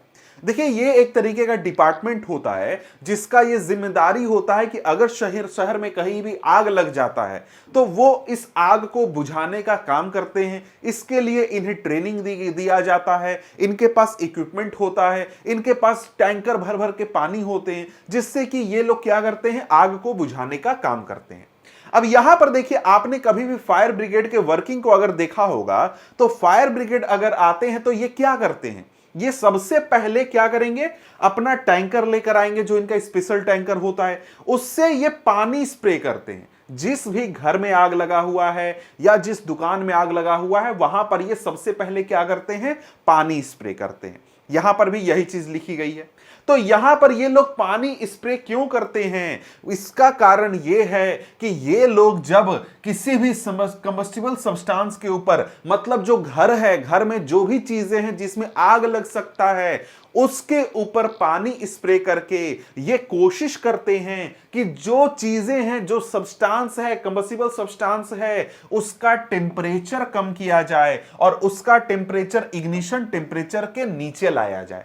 मतलब किसी भी सब्सटेंस में आग अगर बुझाना है तो ये लोग क्या क्या करते हैं? ये करते हैं टेम्परेचर कम करने का काम। जो पानी स्प्रे किया जाता है फायर ब्रिगेड के द्वारा, वो पानी क्या काम करता है? टेम्परेचर कम करने का काम करता है। और जैसे ही किसी सब्सटेंस का टेम्परेचर इग्निशन टेम्परेचर से नीचे आ जाता है तो उस सब्सटेंस में आग बुझ जाता है, आग नहीं जलता है। ठीक है, तो यहां पर यही चीज कहता है कि this prevents the fire from spreading. पहली बात, जो चीज में आग लग चुका है उसका इग्निशन टेम्परेचर कम होगा तो वो टेम्परेचर कम होगा तो क्या हो जाएगा? वो आग बुझ जाएगा। और दूसरी बात यहां पर यह फायदा है कि जिन चीजों तक आग अभी नहीं फैली है, अगर उसके ऊपर पानी स्प्रे कर दें और उसका टेम्परेचर हम लोग कम रखें इग्निशन टेम्परेचर से, तो उसमें आग नहीं फैलेगा। ठीक है, अब यहां पर देखिए, ये जब वाटर यहां पर स्प्रे किया जाता है तो इससे जो वाटर वेपर्स यहां पर जनरेट होते हैं, ये कंबस्टिबल मटेरियल को, जो भी सब्सटेंस, जैसे घर में कोई सोफा है, बेड है, या फिर टेबल चेयर है, या फिर और कपड़े वगैरह हैं जो कि जिनमें आग लग सकता है, उनको ये वाटर वेपर्स क्या करते हैं? घेर लेते हैं पूरे एनवायरनमेंट में। पूरा यहां पर जैसे मान लो इस कमरे में आग लग जाए तो पूरे इलाके में क्या होंगे? वाटर वेपर्स बहुत ज्यादा हो जाएंगे और ये क्या करेंगे?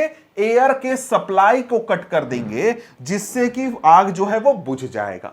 तो यहां पर देखिए, यहां पर आपको सिंपली मेन मुद्दा यहां पर समझना है कि अगर हमें आग बुझाना है तो क्या करना है? इन तीनों में से कोई भी एक चीज का सप्लाई अगर हम काट देते हैं तो आग हमारा बुझ जाएगा। जैसे कि फायर ब्रिगेड वाले क्या करते हैं? आग के ऊपर पानी डाल करके टेम्परेचर को इग्निशन टेम्परेचर से नीचे लाने की कोशिश करते हैं, जिससे कि आग बुझ जाएगा। दूसरा यहां पर जब वो वाटर स्प्रे करते हैं और वाटर स्प्रे होने से वहां पर गर्मी की वजह से वाटर वेपर्स जो जनरेट होते हैं, वो एयर सप्लाई करने का काम करते हैं, एयर सप्लाई को कट करने का काम करते हैं, जो कि आग बुझाने में मदद करता है। इसी प्रकार से आपने फायर एक्सटिंग्विशर का नाम सुना होगा, जिसमें कि जो लाल रंग की टंकी होती है, जिसमें कि गैस भरा हुआ होता है, CO2 गैस, जो कि आग बुझाने के लिए यूज किया जाता है। यह भी इसी तरीके से काम करता है। यह क्या करेगा? जब हम लोग इसको स्प्रे करेंगे, यहां पर फायर एक्सटिंग्विशर का यूज करेंगे, तो उससे जो यहां पर CO2 निकलेगा वो सब्सटेंस को चारों तरफ से कवर कर देगा, जिससे कि एयर का सप्लाई कट हो जाएगा और एक प्रकार से आग बुझ जाएगा। तीसरा तरीका है कि भाई क्या करो? फ्यूल को हटा दो। लेकिन मैक्सिमम कंडीशन में फ्यूल को हम लोग रिमूव नहीं कर सकते। जैसे मान लो कि कहीं पर दुकान में आग लग चुका है, तो दुकान में जो सब्सटेंसेस रखे हुए हैं, जो सामान रखा हुआ है, वही फ्यूल है, उसको तुम कैसे रिमूव करोगे? मैक्सिमम कंडीशन में यह नहीं हो सकता है। लेकिन यह भी तरीका है कि अगर फ्यूल का सप्लाई कट ऑफ कर दो तो फायर को बुझाया जा सकता है, फायर को बंद किया जा सकता है। ठीक है, अब यहां पर देखिए, यही चीज कह रहा है जो कि मैंने आपको समझाया। You have learn that there are 3 essential requirements for producing fire. आग लगने के लिए 3 एसेंशियल रिक्वायरमेंट हैं। कौन कौन से? तीनों हम लोग बात कर चुके हैं। यहां पर यही लिखा गया है, दीज आर फ्यूल, एयर मतलब यहां पर ऑक्सीजन की बात कर रहा है। एयर में जो ऑक्सीजन होता है उसका यूज होता है आग लगने के लिए। और साथ में हीट, मतलब यहां पर जो टेम्परेचर है वो राइज होना चाहिए इग्निशन टेम्परेचर के ऊपर। मतलब कि कोई भी सब्सटेंस है उसमें आग लगने से पहले उसको हीट सप्लाई होता है, गर्मी वो सोखता है, अपना टेम्परेचर इग्निशन टेम्परेचर के ऊपर ले जाता है, तब जाकर के उसमें आग पकड़ता है। ठीक है, तो यहां पर यही चीज लिखा गया, to raise the temperature of the fuel beyond the ignition temperature. आगे कहता है कि fire can be controlled by removing one or more of these requirements. इन तीनों में से किसी एक या दो चीज को हटा दो ना तो तुम्हारा आग बुझ जाएगा, फायर को कंट्रोल किया जा सकता है। कहता है कि the job of a fire extinguisher is to cut off the supply of air और to bring down the temperature of the fuel और बोथ। जो फायर एक्सटिंग्विशर हम लोग यूज करते हैं, जो कि लाल रंग का टंकी वाला एग्जांपल मैंने दिया, वो एक तरीके से इसी पर काम करता है। जो हम लोग वाटर स्प्रे करते हैं, जो फायर ब्रिगेड वाले वाटर स्प्रे करते हैं, वो भी इसी चीज के ऊपर काम करता है। वो क्या करेगा, पहला तो टेम्परेचर कम करेगा, या फिर वो क्या करेगा, एयर का सप्लाई कट कर देगा, या फिर दोनों काम करेगा, जिससे कि हम लोग यहां पर क्या कर सकते हैं, आग को बुझा सकते हैं। अब यहां पर आगे कहता है कि नोटिस दैट द फ्यूल कहां चला गया, ओ नीचे चला गया, एक सेकेंड भाई। Notice that the fuel in most cases can not be eliminated. जो फ्यूल है उसको ज्यादातर कंडीशन में हम लोग रिमूव नहीं कर सकते हैं, हटा नहीं सकते हैं। इसलिए हम लोग क्या करते हैं, इसलिए हम लोग यहां पर जो एयर का सप्लाई है उसको कट करने का काम करते हैं और टेम्परेचर को डाउन करने का काम करते हैं। क्यों हम लोग फ्यूल को नहीं हटा सकते हैं, क्योंकि ज्यादातर कंडीशन में जो सामान होते हैं जिनमें आग लगा होता है वही फ्यूल होता है। जैसे मान लो किसी घर में आग लग गया तो घर में जो सारे सामान है वो क्या है, फ्यूल है। उनको हम लोग कैसे रिमूव करेंगे, नहीं कर सकते हैं, ठीक है। अब यहां पर अगर हम लोग देखें तो यहां पर हमारे सामने बात की गई है फायर एक्सटिंग्विशर की। तो भाई देखो, जो सबसे कॉमन फायर एक्सटिंग्विशर के रूप में सामान यूज होता है वो होता है पानी। कहीं पर भी आग लगता है हम लोग जनरली पानी का यूज करते हैं आग को बुझाने के लिए। पानी कैसे काम करता है ये हमने देख लिया। पहला तो पानी क्या करेगा, टेम्परेचर को कम करेगा, और दूसरा काम करेगा कि उससे जो वाटर वेपर्स जनरेट होंगे वो एक तरीके से एयर का सप्लाई कट कर देंगे, ऑक्सीजन का सप्लाई कम कर देंगे, जिससे कि आग बुझने का काम करेगा। यहां पर कहता है कि but water works only when things like wood and paper are on fire. यहां पर वाटर का भी लिमिटेशन है भाई। जब इस प्रकार के वुड यानी लकड़ी और पेपर जैसे कंबस्टिबल सब्सटेंस में आग लगेगा तब हम लोग यूज कर सकते हैं वाटर का। लेकिन मान लो कि कहीं पर इलेक्ट्रिकल सर्किट में आग लग चुका है या फिर कोई इलेक्ट्रिकल इक्विपमेंट है उसमें आग लग चुका है, तो वहां पर अगर हम लोग पानी का इस्तेमाल करते हैं तो शॉर्ट सर्किट हो जाता है, आग बढ़ जाता है। इसलिए उन जगहों पर हम लोग पानी का इस्तेमाल नहीं कर सकते हैं। और साथ में यहां पर अगर कोई आदमी इलेक्ट्रिकल इक्विपमेंट में लगा हुआ आग को पानी के जरिए बुझाने का कोशिश करता है तो करंट लगने का भी खतरा है, जान जाने का भी खतरा है आग बुझाने वाले व्यक्ति का। इसलिए यहां पर वाटर का इस्तेमाल ऐसे जगहों पर नहीं किया जाता है, ठीक है। साथ में वाटर का इस्तेमाल ऑयल और पेट्रोल के आग बुझाने में भी नहीं किया जाता है, क्योंकि यहां पर असरदार नहीं होता है वाटर। क्यों नहीं होता है, क्योंकि अगर आप जानते होंगे अगर हम लोग ऑयल को और साथ में वाटर को मिला देते हैं तो हमारा जो ऑयल है वो क्या होता है, ऊपर तैरने लगता है और पानी नीचे जाकर के बैठ जाता है, क्योंकि जो वाटर है वो हेवी होता है ऑयल से। तो अगर मान लो कहीं पर तेल में आग लगा हुआ है और हम उस पर वाटर स्प्रे करते हैं तो वाटर जाएगा नीचे जाकर के बैठ जाएगा, ऑयल ऊपर रहेगा, उसको ऑक्सीजन सप्लाई होता रहेगा, उसमें आग जलता रहेगा। तो यहां पर हमारा यह काम नहीं आता है, ठीक है। तो यहां पर क्या होता है, यहां पर ऐसी जगहों पर दूसरे प्रकार के फायर एक्सटिंग्विशर का यूज किया जाता है और इसमें आपको जनरली यूज किया जाता है CO2 का। जो यहां पर ये लाल टंकी देख रहे हैं इसमें CO2 गैस होता है। CO2 गैस वैसे होता नहीं है, इसमें कुछ केमिकल्स होते हैं जो कि आपस में रिएक्ट करके CO2 गैस को जनरेट करते हैं और ये CO2 गैस को स्प्रे किया जाता है। तो ये CO2 गैस जो होता है जब किसी भी सब्सटेंस के ऊपर स्प्रे होता है तो उस सब्सटेंस को चारों तरफ से घेर लेता है, एयर का सप्लाई कट कर देता है और साथ में यहां से जो CO2 गैस जनरेट होता है वो बहुत ही ठंडा होता है। इस वजह से ये टेम्परेचर डाउन करने का भी काम करता है। तो इस प्रकार से यहां पर यह हमारा फायर एक्सटिंग्विशर काम करता है। यहां पर यही चीज कह रहा है कि अगर हम लोग इलेक्ट्रिकल इक्विपमेंट में कहीं आग देखते हैं या फिर इन्फ्लेमेबल सब्सटेंसेस में कहीं आग लग जाता है तो वहां पर हम लोग कार्बन डाइऑक्साइड का यूज करते हैं और CO2 जो होता है वो ऑक्सीजन से हेवी होता है। वो इसलिए पूरा, जैसे हमने देखा था ना कि ब्लैंकेट से हम लोग कवर कर देते हैं, वैसे ही पूरे सब्सटेंस को कवर कर देता है, गैस का सप्लाई कट कर देता है और इस वजह से यहां पर जो है ये आग को बुझाने का काम करता है। और यहां पर इलेक्ट्रिकल इक्विपमेंट में भी हमें कोई खतरा नहीं होता है अगर हम लोग इसको इस्तेमाल करते हैं। देखिए यहां पर CO2 कहां से लाएंगे, वही बात है भाई, देखो इस प्रकार का टंकी में आता है जैसा हमने दिखाया, तो यहां पर लिक्विड के रूप में भी स्टोर किया जाता है। लेकिन आज के समय में यहां पर होता है कि जो ये टंकी है, फायर एक्सटिंग्विशर है, इसमें केमिकल्स होते हैं जो कि रिएक्ट करते हैं और फिर CO2 जनरेट करते हैं। और कई जगहों पर आपको फायर एक्सटिंग्विशर में CO2 लिक्विड फॉर्म में स्टोर करके भी दिया जाता है, जैसे कि आपके घर में जो LPG सिलेंडर होता है ना, वैसा। ठीक है, तो यहां पर अगर हम लोग देखें तो आगे यहां पर देखते हैं आगे क्या कह रहा है, ब्रिंग डाउन द टेम्परेचर, ये तो मैंने बात कर लिया, एक्सीलेंट फायर एक्सटिंग्विशर है। ठीक है, यहां पर यही चीज, another way to get CO2 is to release a lot of dry powder of chemicals like sodium bicarbonate और potassium bicarbonate near there fire, this chemical give off CO2। ठीक है, वो सब आगे देखते हैं। आगे यहां पर क्या है भाई, अब हम लोग देखेंगे टाइप्स ऑफ कंबशन, मतलब कंबशन क्या होता है, कैसे होता है, वो सब चीजें हमने पढ़ ली। अब हम यहां पर टाइप्स ऑफ कंबशन देखेंगे, कंबशन कितने प्रकार के होते हैं। यहां पर कहता है कि bring a burning match stick और a gas lighter near a gas stove in the kitchen, turn on the knob of the gas stove, what do you observe. आपके घर में जो गैस स्टोव है उसको ऑन करके और उसके नजदीक में माचिस की तीली ले जाइए या फिर आप लाइटर को ऑन कीजिए, तो क्या होगा, अचानक से वो आग पकड़ लेता है, तुरंत आग पकड़ लेता है। ऐसा क्यों होता है भाई? अब यहां पर बात है कि ऐसा इसलिए होता है क्योंकि यहां पर जो हमारा सब्सटेंस है वो एक प्रकार से बहुत ही इन्फ्लेमेबल होता है और उसमें होता है रैपिड कंबशन।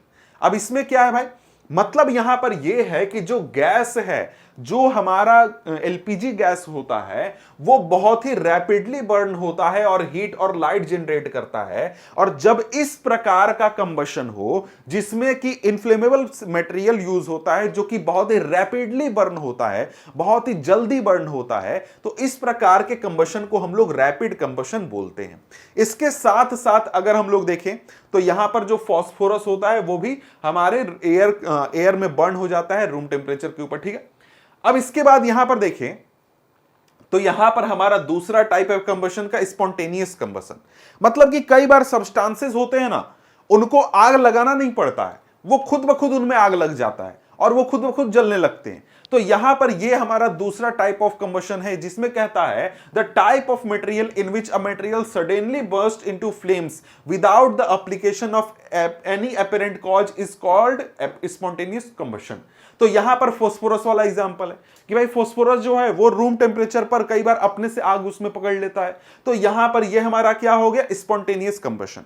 मतलब क्या, हमने आग लगाया नहीं है, हमने इग्निशन टेम्परेचर इंक्रीज करने का काम नहीं किया, कुछ नहीं किया है, अपने से उसमें आग लग गया और अपने से वो जलने लगा। तो यहां पर ये कंबशन किस प्रकार का हुआ, ये हुआ हमारा स्पॉन्टेनियस कंबशन। ठीक है, इसके बाद यहां पर आगे बढ़े तो आगे हमारे सामने क्या है भाई, आगे यहां पर कहता है कि we generally have fireworks on festival days when a cracker is ignited, a sudden reaction takes place with the evolution of heat, light and sound. A large amount of gas formed in the reaction is liberated. Such a reaction is called explosion.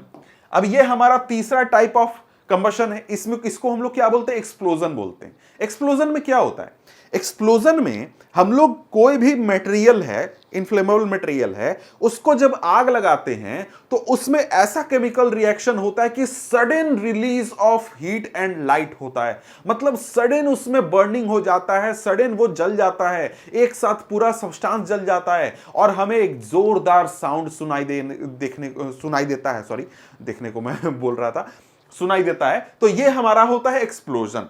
तो भाई explosion की बात करें तो जो आप लोग बम पटाखे फोड़ते हैं वो क्या है, एक प्रकार का एक्सप्लोजन है। ऐसा क्यों होता है भाई, वहां पर इतना साउंड जनरेट क्यों होता है, इतना लाइट हमें, अगर हम लोग कोई आसमान में उड़ने वाला बम फोड़ते हैं तो वो हमारा इतना लाइट क्यों जनरेट करता है, क्योंकि यहां पर जो हमारा सब्सटेंस है, जो हमारा इन्फ्लेमेबल मटेरियल है, वो एक साथ पूरा सब्सटेंस एक साथ सडनली जल जाता है और उसके कारण वो बहुत ज्यादा साउंड, बहुत ज्यादा लाइट, बहुत ज्यादा गैस रिलीज करता है और यहां पर इसी को हम लोग एक्सप्लोजन बोलते हैं। अब देखिए, एक्सप्लोजन जरूरी नहीं है कि उसमें हम लोग आग लगाएंगे तभी वो एक्सप्लोड करे या एक्सप्लोजन हो। कई बार प्रेशर को इंक्रीज करने पर भी यहां पर एक्सप्लोजन हो जाता है और वो फट जाता है। ठीक है, तो यहां पर हमने टाइप्स पढ़ ली। अब हम यहां पर आगे बढ़ते हैं। हमारा कंबशन कंप्लीट हो चुका है। अब क्या देख रहे हैं, अब हम लोग यहां पर बात कर रहे हैं फ्लेम की। तो भाई यहां पर फ्लेम को अब जरा सा देख लेते हैं, समझ लेते हैं। कहता है कि observe an LPG flame, can you tell colour of the flame, what is the colour of candle flame. अब यहां पर कहता है कि आप कभी अपने घर में जो एलपीजी चूल्हा है, एलपीजी स्टोव है, उसको कभी जलते हुए देखिए, तो जलने के दौरान आपको उसका जो फ्लेम वहां से जनरेट हो रहा है, उस फ्लेम का कलर कैसा दिखता है। तो भाई आपने कभी अगर एलपीजी चूल्हे को देखा होगा जिस पर कि आपके घर में खाना बनता है, उसको आपने अगर देखा होगा तो उसका रंग आपको ब्लू देखने को मिलता है, मोस्टली ब्लू देखने को मिलता है। ठीक है, लेकिन वही उसके कंपैरिजन में अगर आप कैंडल फ्लेम को देखें, कोई मोमबत्ती को जलते हुए देखें, तो उसका कलर मोस्टली आपको येलोइश देखने को मिलता है। ठीक है, येलो कलर के आसपास आपको देखने को मिलेगा। थोड़ा मोड़ा आपको हो सकता है ब्लू दिख जाए, थोड़ा मोड़ा आपको रेड दिख जाए, लेकिन मोस्टली कैसा होगा, मोस्टली येलो कलर देखने को मिलेगा। अब यहां पर देखिए, इसके कंपैरिजन में आपने मैग्नीशियम रिबन को भी बर्न करते हुए देखा था। वहां पर जो फ्लेम जनरेट होता है वो तो भाई ना येलो होता है ना हमारा ब्लू होता है, वो तो व्हाइट डैजलिंग फ्लेम जनरेट होता है। तो भाई ऐसा क्यों है कि हम लोग अलग अलग सब्सटेंसेस को बर्न कर रहे हैं और उनसे जो फ्लेम जनरेट हो रहा है वो अलग अलग है, मतलब उनका कलर एक प्रकार से अलग अलग है। अब यहां पर देखिए, यहां पर एग्जाम्पल दिया गया कि भाई कौन सा सब्सटेंस हमारा फ्लेम जनरेट करता है, नहीं करता है। तो भाई अगर हम लोग कैंडल बर्न करते हैं तो फ्लेम जनरेट करता है, मैग्नीशियम फ्लेम जनरेट करता है, कपूर जो है वो फ्लेम जनरेट करता है, केरोसिन स्टोव फ्लेम जनरेट करता है, चारकोल हमारा नहीं करता है। ठीक है, तो यहां पर आगे बढ़े तो आगे यहां पर क्या कह रहा है, आगे देखिए यहां पर एक तस्वीर भी दी गई है। ये देखो, आपके घर में जो एलपीजी स्टोव जलता है उसका कलर कैसा है, ब्लू टाइप का है। ठीक है, और वही जो कैंडल है उसका कलर कैसा है, येलो है। ठीक है, अब यहां पर आगे बढ़े तो आगे यहां पर आपका वही कि कौन सा सब्सटेंस फ्लेम जनरेट करता है, कौन सा नहीं करता है, जो कि यहां पर है ऑब्जर्वेशन, आपको खुद से चेक करना है, ऑब्जर्व कीजिए। ठीक है, अब यहां पर देखिए फ्लेम की बात हो गई। हम लोग यहां पर अब क्या देखते हैं, स्ट्रक्चर ऑफ फ्लेम देखते हैं, फ्लेम का स्ट्रक्चर कैसा होता है। यहां पर क्या बोल रहा है कि भाई आप क्या करिए, एक कैंडल को लाइट करिए, 4 से 5 सेंटीमीटर लंबा एक थिन ग्लास ट्यूब लीजिए, टोंग्स की मदद से उसको पकड़िए और उसको जो हमारा कैंडल है उसका जो नॉन फ्लिकरिंग जोन है, जो डार्क जोन है, उसके पास ले जाइए और यहां पर जो हमारा ग्लास ट्यूब का दूसरा हिस्सा है वहां पर एक मैच स्टिक जलाइए, उसको सटाइए। मतलब यहां पर क्या बोल रहा है, यहां पर आप अगर देखें तो यहां पर क्या है भाई, यहां पर हमारा जल रहा है कैंडल, ये है हमारा कैंडल, और यहां पर हमने टोंग्स की मदद से एक हमने ग्लास पाइप लगा दिया। एक हिस्सा यहां पर कैंडल के बीच में डार्क हिस्सा जो है वहां पर हमने लगा दिया और यहां पर दूसरा हमारा जो हिस्सा है हमारे इस ग्लास का, वहां पर हमने माचिस जला करके इसको सटाया। जब ऐसा हम करेंगे तो क्या होगा, ऐसा जब हम लोग करेंगे तो यहां से जो हमारे गैसेस जनरेट हो रहे हैं, यहां से जो आग निकल रहा है, वो एक प्रकार से हमारे इस ग्लास ट्यूब से होकर के इधर की ओर भी जाएगा।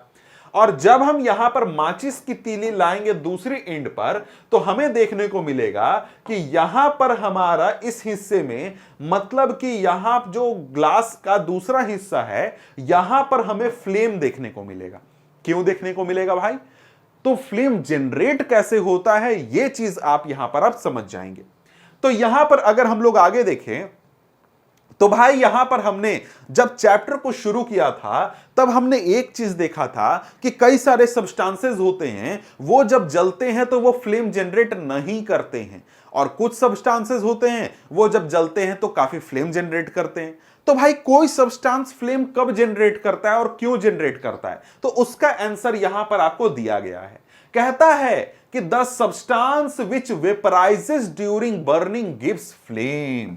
सिंपल सी बात है कि भाई कौन से सब्सटेंस होंगे जो कि फ्लेम जनरेट करेंगे, तो भाई वैसे सब्सटेंस जो बर्निंग के दौरान वेपराइज हो जाते हैं वो फ्लेम जनरेट करते हैं, और जो सब्सटेंस बर्निंग के दौरान वेपराइज नहीं होते हैं वो फ्लेम जनरेट नहीं करते हैं। मतलब कोयला जो होता है वो जब बर्न होता है तो उसके पार्टिकल्स वेपराइज नहीं होते हैं, इसलिए वो फ्लेम जनरेट नहीं करते हैं। लेकिन वही जो हमारे पेट्रोल, डीजल या फिर जो हम लोग मोमबत्ती जलाते हैं या फिर लकड़ियां जलाते हैं, इनके पार्टिकल्स वेपराइज होते हैं और उन वेपराइज्ड पार्टिकल्स की वजह से हमें फ्लेम देखने को मिलता है। ठीक है, कहता है कि for example kerosene oil and molten wax rise through the wick and vaporised during burning and form flames. Simple सी बात है भाई, कौन से सब्सटेंस फ्लेम जनरेट करेंगे कौन से नहीं करेंगे ये चीज आप समझ गए, क्यों करेंगे ये भी आप समझ गए। ठीक है, कहता है कि charcoal on the other hand does not vaporise and so does not produce a flame. ठीक है, अब यहां पर देखिए, अब यहां पर ये एक्टिविटी आपने देखा, इसमें एक चीज हमें देखने को मिला कि ये ग्लास ट्यूब का जो दूसरा हिस्सा है यहां पर हमें फ्लेम देखने को मिल रहा है। ऐसा क्यों हो रहा है? ऐसा इसलिए हो रहा है क्योंकि यहां पर कैंडल के पार्टिकल्स, ये जो वैक्स है इसके पार्टिकल्स यहां पर क्या हो रहे हैं? वेपराइज हो रहे हैं। अब यहां पर जो डार्क वाला हिस्सा है, जो आगे अभी डिटेल में इसकी बात करेंगे, इस कैंडल के डार्क वाले हिस्से में जो यहां पर पार्टिकल्स हैं वो बर्न हुए बिना वेपराइज्ड फॉर्म में इधर की ओर चले जा रहे हैं, और जब हम यहां पर माचिस लगा रहे हैं तो ये वेपराइज्ड पार्टिकल यहां पर बर्न हो रहे हैं और यहां पर हमें फ्लेम देखने को मिल रहा है। ठीक है, तो यहां पर यह एक्सपेरिमेंट एक तरीके से बताता है कि यहां पर जो हमारे वेपराइज्ड पार्टिकल हैं उनकी वजह से फ्लेम हमें देखने को मिलता है। मतलब कि ये वेपराइज्ड पार्टिकल्स, यानी कि ये जो हमारा वैक्स का पार्टिकल है जो कि वेपराइज होता है और वेपराइज होने के बाद यहां पर एयर में जब पहुंचता है तब वो बर्न होता है, तब वो जलता है, और जिसकी वजह से हमें यहां पर फ्लेम देखने को मिलता है। ठीक है, अब यहां पर आगे बढ़ें तो आगे यहां पर क्या कहता है, could the vapours of wax coming out glass tube cause of flame produce. वही बात है कि जो हमने अभी तुरंत बात किया कि भाई ग्लास में दूसरे एंड पर हमें फ्लेम क्यों दिखता है, उसी के बारे में यहां पर बात कर रहा है। अब यहां पर आगे यहां पर क्या कह रहा है, आगे कह रहा है कि when the candle flame is steady, introduce a clean glass plate, slide into the luminous zone of flame, hold it there with pair of tongs for about 10 seconds, then remove it. What do you observe? मतलब कहता है कि देखो भैया, मोमबत्ती हमारा है वो आसानी से बढ़िया से जल रहा है, एक क्या करो तुम ग्लास के स्लाइड को पकड़ो और उसके फ्लेम के ऊपर तुम इस प्रकार से रख दो। तो जब फ्लेम के ऊपर ग्लास के तुम इस पीस को रखोगे तो तुमको 10 सेकंड तक रखने के बाद ग्लास के ऊपर डार्क पार्टिकल्स तुमको देखने को मिलेंगे। मतलब यहां पर काला धब्बा आ जाएगा, और अगर ये काला धब्बा को तुम हाथ से पोंछोगे तो तुमको दिखेगा कि राख जैसा कुछ है। ये है क्या? तो रियलिटी में ये वैक्स के पार्टिकल्स हैं जो कि यहां पर वेपराइज तो हुए लेकिन ये पूरी तरीके से जल नहीं पाए, और यहां पर इस फॉर्म में ये हमको यहां पर दिख रहे हैं, मिल रहे हैं। तो यहां पर ये एक तरीके से ये भी दिखाता है कि देखो भाई पार्टिकल्स जो हैं वो वेपराइज हो रहे हैं और वेपराइज होकर के बर्न हो रहे हैं। तो यहां पर ये हमारे को क्या मिल गया? वैक्स के पार्टिकल्स जो कि रियलिटी में पूरी तरीके से बर्न नहीं होते हैं। ठीक है, अब यहां पर आगे बढ़े तो आगे यहां पर क्या कह रहा है, उसका आंसर है जो कि मैंने आपको समझाया। A circular blackish ring is formed on the glass plate slide, it indicates the deposition of unburned carbon particles present in the luminous zone of flame. ये क्या दिखा रहा है? दिखा रहा है कि भाई जो पार्टिकल्स जले नहीं, ऐसे ही रह गए, वो यहां पर हमें मिल जाता है। आगे कहता है कि hold a thin long copper wire just inside the non luminous zone of flame for about 30 second, notice that the portion of copper wire just outside the flame gets red hot. कहता है कि तुम क्या करो, एक मोमबत्ती जल रही है, मोमबत्ती जल रही है, वहां पर क्या करो कि एक कॉपर का वायर लाओ और उसको आग में यहां पर डाल दो, मतलब फ्लेम में डाल दो। तुम अगर ऐसा करोगे तो तुमको यह देखने को मिलेगा कि यहां पर हमारा ये जो कॉपर वायर है, कॉपर वायर का वो हिस्सा जो कि आग के अंदर है वो उतना गर्म नहीं हुआ जितना कि आग के बाहर वाला हिस्सा हमारा गर्म हो गया।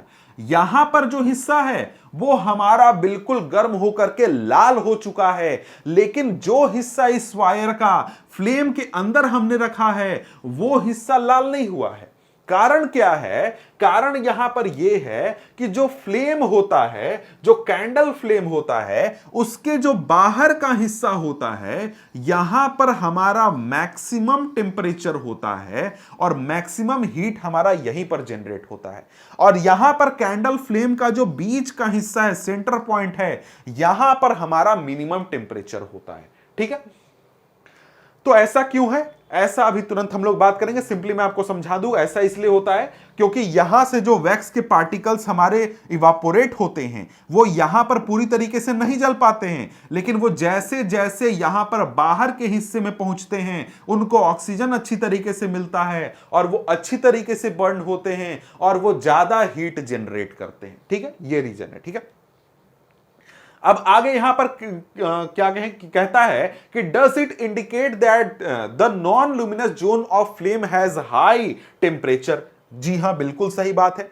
तो यहां पर आपको जो आपका कैंडल फ्लेम है इसका अलग अलग जोन दिख रहा है। तो देखियो यहां पर आपको जोन में 3 हिस्से दिख रहे हैं। एक हिस्सा जो कि यहां पर जो हमारा मोमबत्ती का जो धागा होता है, रस्सी होता है, उसके नजदीक वाला हिस्सा ये हो गया, जो कि हमारा इनर मोस्ट जोन हो गया। ठीक है, इसके बाद दूसरा हिस्सा जो कि इस तरीके से बीच में है और तीसरा हिस्सा हमारा बाहर वाला हिस्सा हो गया। ठीक है, तो यहां पर 3 हिस्सों में हम लोग यहां पर कैंडल फ्लेम को डिवाइड करते हैं और 3 हिस्सों में जो हमारे इस जो धागे के पास का हिस्सा है, जो इनर मोस्ट हिस्सा है, वो लीस्ट हॉट होता है, सबसे कम हॉट होता है। इसका कारण क्या होता है? क्योंकि यहां पर जो वैक्स के पार्टिकल्स होते हैं जो कि यहां पर कैंडल से इवापोरेट होते हैं वो बिल्कुल भी नहीं जल पाते, थोड़े मोड़े जलते हैं और हल्का फुल्का हमें वहां पर हीट जनरेट देखने को मिलता है। और फिर इसके ऊपर थोड़ा सा ऊपर जब ये वैक्स के पार्टिकल उठते हैं तो इनका आधा अधूरा बर्निंग होता है, आधा अधूरा ये जलते हैं, इसलिए यहां पर हमारा टेम्परेचर जो होता है मॉडरेटली हॉट हो जाता है। लेकिन जब ये वैक्स के पार्टिकल बाहर के हिस्से में पहुंचते हैं तो बाहर के हिस्से में इनको एयर का सप्लाई आसानी से अच्छी तरीके से मिलता है और यहां पर जो हीट टेम्परेचर है वो बहुत ही ज्यादा हो जाता है, बहुत ही गर्म हो जाता है और यहां पर हमारा ये एक प्रकार से कैंडल फ्लेम का स्ट्रक्चर हो जाता है। ठीक है, तो यहां पर हमने क्या किया? कैंडल फ्लेम के स्ट्रक्चर को समझ लिया और ये अलग अलग स्ट्रक्चर क्यों होते हैं, इनमें गर्मी ज्यादा कम क्यों होता है, ये भी एक प्रकार से हम लोग समझ चुके हैं। अब यहां पर देखिए एक इसका प्रैक्टिकल एग्जांपल दिखाया गया है कि जो गोल्ड स्मिथ होते हैं, जो कि सोने का काम करते हैं, ये क्या करते हैं? ये फ्लेम के आउटर मोस्ट जोन को यूज करते हैं। मतलब यहां पर ये लोग सोने को पिघलाने के लिए ऐसा नहीं है कि फ्लेम को उसमें घुसेड़ देते हैं, ऐसा नहीं करते हैं। जो फ्लेम का बाहर का हिस्सा है उसको यूज करते हैं गोल्ड और सिल्वर को मेल्ट करने के लिए, क्योंकि वो हिस्सा जो है फ्लेम का वो सबसे ज्यादा टेम्परेचर वाला होता है और उससे आसानी से और अच्छी तरीके से गोल्ड जो है वो मेल्ट कर पाता है इस वजह से। ठीक है, अब यहां पर देखिए आगे बढ़े तो आगे यहां पर अब हम लोग क्या करेंगे? फ्यूल की बात करेंगे। हम लोग किस चीज की बात कर चुके हैं? हमने बात कर ली फ्लेम की। अब यहां पर हम लोग किसकी बात करेंगे? फ्यूल की बात करने वाले हैं।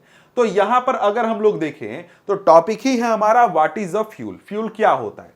अब कहता है कि recall that the sources of heat energy for domestic and industrial purposes are mainly wood, charcoal, petrol, kerosene etcetera. This substances are called fuels. तो भाई फ्यूल के बारे में शॉर्ट डेफिनेशन हमने शुरू में भी देखा था कि वैसे सब्सटेंस जिनमें कंबशन होता है, जो कंबशन के लायक होते हैं, वो हमारे फ्यूल होते हैं। ठीक है, अब देखिए फ्यूल जो होते हैं वो कुछ भी हो सकता है। जैसे कि अगर आप चाहें तो लकड़ी में भी आग लगा सकते हैं, जो कपड़े हैं आपके पास उसमें भी आग लगा सकते हैं। आप चाहें तो किसी और चीज जैसे कि कोई देख लो कोई पेड़ है उसमें आग लगा लो, पेट्रोल, डीजल, वैक्स, मतलब बहुत प्रकार की चीजें हैं जिनमें आग लग सकता है। तो भाई देखो फ्यूल कुछ भी हो सकता है, जिसमें भी आग लग जाए, जिसका भी हम इस्तेमाल कर लें, वो क्या है, एक चीज, एक तरीके से फ्यूल है। लेकिन यहां पर अगर हम लोग देखें तो हमारे पास जो सब्सटेंसेस अवेलेबल हैं उनमें से कुछ खास ऐसे सब्सटेंस होते हैं जिनको कि हम अपनी एनर्जी नीड को पूरा करने के लिए यूज करते हैं। जैसे कि हम लोग स्पेशली पेट्रोल डीजल का यूज करते हैं, एलपीजी सीएनजी का यूज करते हैं, पहले के जमाने में वुड का इस्तेमाल किया जाता था। तो भाई देखो इतने सारे जो हमारे पास सब्सटेंसेस हैं, इतने सारे जो फ्यूल्स हैं, उनमें से कुछ फ्यूल्स हैं जो कि हमारे लिए इंपॉर्टेंट हैं, गुड फ्यूल हैं, जिनको कि हम लोग यूज कर सकते हैं। और ये जो हमारे लिए फ्यूल है जो कि हम जनरली यूज करते हैं, वो किस आधार पे चूज किया जाता है, वो ये देखा जाता है कि भाई वो फ्यूल हमें अवेलेबल है या नहीं है, वो सस्ता है या नहीं है, क्या वो आसानी से बर्न हो जाता है या नहीं हो जाता है, या उसको जलाने में बहुत दिक्कत होती है, क्या वो बहुत ज्यादा अच्छी मात्रा में हीट जनरेट करता है या नहीं करता है, और साथ में कोई हमारा वेस्ट मटेरियल छोड़ता है या नहीं छोड़ता है, मतलब कि एक प्रकार से पॉल्यूशन वगैरह करता है या नहीं करता है। तो इन क्राइटेरिया के आधार पर इतने सारे जो फ्यूल्स है हमारे पास ऑप्शन, उनमें से कुछ खास फ्यूल को इस्तेमाल करते हैं। तुम जनरली देखो ना, अपने आसपास देखोगे तो तुमको कुछ खास फ्यूल ही यूज होते हुए दिखेंगे। जैसे कि गाड़ियों में, मोटरसाइकिल्स में पेट्रोल होता है, कार में हमारे पेट्रोल और डीजल और सीएनजी यूज होता है, ट्रक्स में डीजल यूज होता है। इसके अलावा तुम्हारे घर में खाना बनाने के लिए एलपीजी का यूज होता है। इसके अलावा देखो तो कई जगहों पर अलग अलग चीजों के इस्तेमाल में केरोसिन ऑयल का यूज होता है। इसके अलावा तुमको जनरली दूसरे प्रकार का कोई तुमको चीज कंबशन के लिए नहीं दिखेगा, फ्यूल के रूप में इस्तेमाल होता हुआ नहीं दिखेगा। क्यों? क्योंकि ये एक तरीके से इतने सारे ऑप्शन में से सबसे अच्छे ऑप्शन है, इस वजह से। अब यहां पर कहता है कि there is probably no fuel that could be considered an ideal fuel. Ideal fuel का मतलब कि भाई एक तरीके से परफेक्ट फ्यूल, उसमें कोई कमी नहीं है, एकदम बेस्ट है, बेस्टम बेस्ट है, उसमें कोई कमी ही नहीं है। वो एक तरीके से बहुत कम पॉल्यूशन जनरेट करता है, बहुत सस्ता है, बहुत आसानी से अवेलेबल है, अच्छी तरीके से जल जाता है। ये सब क्राइटेरिया को परफेक्टली पूरा करे ऐसा क्यों कोई फ्यूल नहीं होता है, समझ गए? कोई ना कोई फ्यूल आप लेंगे, उसमें कोई ना कोई आपको कमी देखने को मिलेगी, कोई ना कोई परेशानी देखने को मिलेगी। कहता है कि we should look for a fuel which fulfils most of the requirement for a particular use. जब भी हमें फ्यूल खोजना है किसी खास काम के लिए, तो हमें यह ध्यान रखना है कि भाई परफेक्ट नहीं होना चाहिए, लेकिन ज्यादातर हमारा काम कर दे, ज्यादातर क्राइटेरिया को फुल कर दे, कोई बाकी हमें कोई दिक्कत नहीं है। देखिए कहता है कि fuels differ in their cost, some fuel are cheaper than other. भाई अलग अलग फ्यूल का अलग अलग कीमत होता है। पेट्रोल डीजल का ही तुमको कीमत अलग अलग देखने को मिलेगा, सीएनजी और एलपीजी गैस का तुमको अलग अलग कीमत देखने को मिलेगा, और दूसरे जो चीजें हैं उनका भी तुमको फ्यूल देखने को अलग अलग मिलेगा। तो भाई फ्यूल कई प्रकार के हो सकते हैं, कई तरीके के हो सकते हैं, उनका यूज अलग अलग हो सकता है। अपने जरूरत के हिसाब से और अपने अलग अलग क्राइटेरिया के हिसाब से हम लोग फ्यूल चूज करते हैं कि कौन सा फ्यूल हमें यूज करना है और कौन सा नहीं करना है। अब यहां पर देखिए फ्यूल से जुड़ा हुआ एक टॉपिक है, वो है हमारा फ्यूल एफिशिएंसी। ये क्या होता है भाई? ये यहां पर ये होता है कि देखो हमारे पास जो अलग अलग फ्यूल्स अवेलेबल हैं, वो सभी फ्यूल बराबर अमाउंट में हीट जनरेट नहीं करते हैं। कुछ फ्यूल्स ज्यादा हीट जनरेट करते हैं, कुछ फ्यूल्स कम हीट जनरेट करते हैं। तो उसको यहां पर हम लोग कैलकुलेट करते हैं फ्यूल एफिशिएंसी से। तो भाई ये हम लोग कैसे तय करेंगे कि कौन सा फ्यूल ज्यादा एफिशिएंट है, मतलब कि कौन सा फ्यूल कम अमाउंट में ज्यादा हीट जनरेट करेगा, कौन सा फ्यूल ज्यादा अमाउंट लेता है लेकिन हीट कम जनरेट करता है। तो इसको हमने क्या किया, एक तरीका निकाला कि सभी फ्यूल का एक हम लोग कैलोरीफिक वैल्यू निकालेंगे। समझ गए कि भाई 1 केजी फ्यूल जलाने में कितना हीट जनरेट हुआ, कितना एनर्जी रिलीज हुआ, ये हम लोग कैलकुलेट करेंगे, और इसके आधार पर हम लोग क्या करेंगे, फ्यूल एफिशिएंसी निकालेंगे। अब यहां पर आइए देखते हैं। कहता है कि suppose you were asked to boil a given quantity of water using cow dung, coal and LPG as fuel, which fuel would you prefer. कहता कि आपको मान लीजिए कि 1 लीटर पानी दिया गया और बोला कि भाई तुम इसको उबाल दो, और उबालने के लिए तुम क्या करो, एक बार तुम एलपीजी गैस का यूज करो, एक बार काउडंग केक का यूज करो, और एक बार तुम क्या करो, एक बार वुड का यूज करो या फिर कोयले का यूज करो। तो तुम किन तीनों में से कौन सा चीज को यूज करोगे और किस क्राइटेरिया पर यूज करोगे? तो यहां पर बात है कि देखो यहां पर जो हमारे तीनों फ्यूल्स हैं उनमें से जो फ्यूल सबसे कम अमाउंट में सबसे ज्यादा हीट जनरेट करेगा उसको हम लोग जनरली प्रिफर करेंगे, ठीक है। तो वो कैसे होता है, कौन होता है, ये चीज यहां पर आइए देख लेते हैं। यहां पर कहता है यही चीज जो मैंने आपको समझाया कि do these three fuels produce the same amount of heat. क्या तीनों फ्यूल बराबर अमाउंट ऑफ हीट जनरेट करते हैं? नहीं करते हैं। तो यहां पर कैलोरीफिक वैल्यू के बारे में बताया गया है कि the amount of heat energy produced on complete combustion of 1 kg of fuel is called its calorific value. Simple सा बात है। कैलोरीफिक वैल्यू का डेफिनेशन है भाई कि किसी भी सब्सटेंस या कोई सब्सटेंस उसका अगर हम लोग 1 kg फ्यूल को हम लोग कंप्लीटली कंबशन करते हैं, उससे जो हमारा हीट एनर्जी प्रोड्यूस होता है वही हमारा होता है उस सब्सटेंस का कैलोरीफिक वैल्यू। अब यहां पर देखिए जो कैलोरीफिक वैल्यू है उसको एक स्पेशल यूनिट में हम लोग डिस्क्राइब करते हैं, एक स्पेशल यूनिट में बताते हैं जिसको बोलते हैं किलो जूल पर केजी, ठीक है। अब यहां पर कुछ खास जो फ्यूल्स हैं उनका कैलोरीफिक वैल्यू दिया गया है, मतलब कि इन फ्यूल्स के 1 kg क्वांटिटी को हम लोग कंप्लीटली बर्न करेंगे तो कितना हमारा एनर्जी रिलीज होगा। जो काउ डंग केक होता है अगर 1 kg हम लोग बर्न करते हैं तो 6000 से 8000 किलो जूल पर केजी हमारा रिलीज होता है। वुड में 17000 से 22000, कोल में 25000 से 33000, पेट्रोल में 45000, केरोसिन में 45000, डीजल में 45000, मीथेन में 50000, सीएनजी में 50000, एलपीजी में 55000, बायोगैस में 35000 से 40000 और हाइड्रोजन में 1.5 लाख। तो यहां पर देखिए सबसे ज्यादा फ्यूल एफिशिएंट कौन है, मतलब किसकी कैलोरीफिक वैल्यू सबसे ज्यादा है? तो भाई हाइड्रोजन की सबसे ज्यादा है। उसके बाद अगर हम लोग देखें तो एलपीजी जो है वो सबसे ज्यादा हमारा एक तरीके से कैलोरीफिक वैल्यू होल्ड करता है। तो अलग अलग जो फ्यूल्स हैं उनका एफिशिएंसी अलग अलग होता है। कुछ फ्यूल्स सेम क्वांटिटी में ज्यादा हीट जनरेट करते हैं, कुछ फ्यूल्स सेम क्वांटिटी में कम हीट जनरेट करते हैं, ठीक है। अब यहां पर आगे बढ़े तो यहां पर आगे हम अब देखने वाले हैं कि अगर हम लोग फ्यूल्स को बर्न करते हैं तो उससे हमें नुकसान क्या हो सकता है, यह चीज यहां पर हम लोग बात करने वाले हैं। यहां पर यही टॉपिक है, burning of fuels lead to harmful products. इससे नुकसान वगैरह हम लोग अब बात करेंगे। कहता कि the increasing fuel consumption has harmful effect on the environment. हम लोग इतना ज्यादा आज के समय में फ्यूल यूज कर रहे हैं, उससे हमारे नेचर को, हमारे एनवायरनमेंट को बहुत ही ज्यादा नुकसान हो रहा है, बहुत ज्यादा बैड इफेक्ट हो रहा है।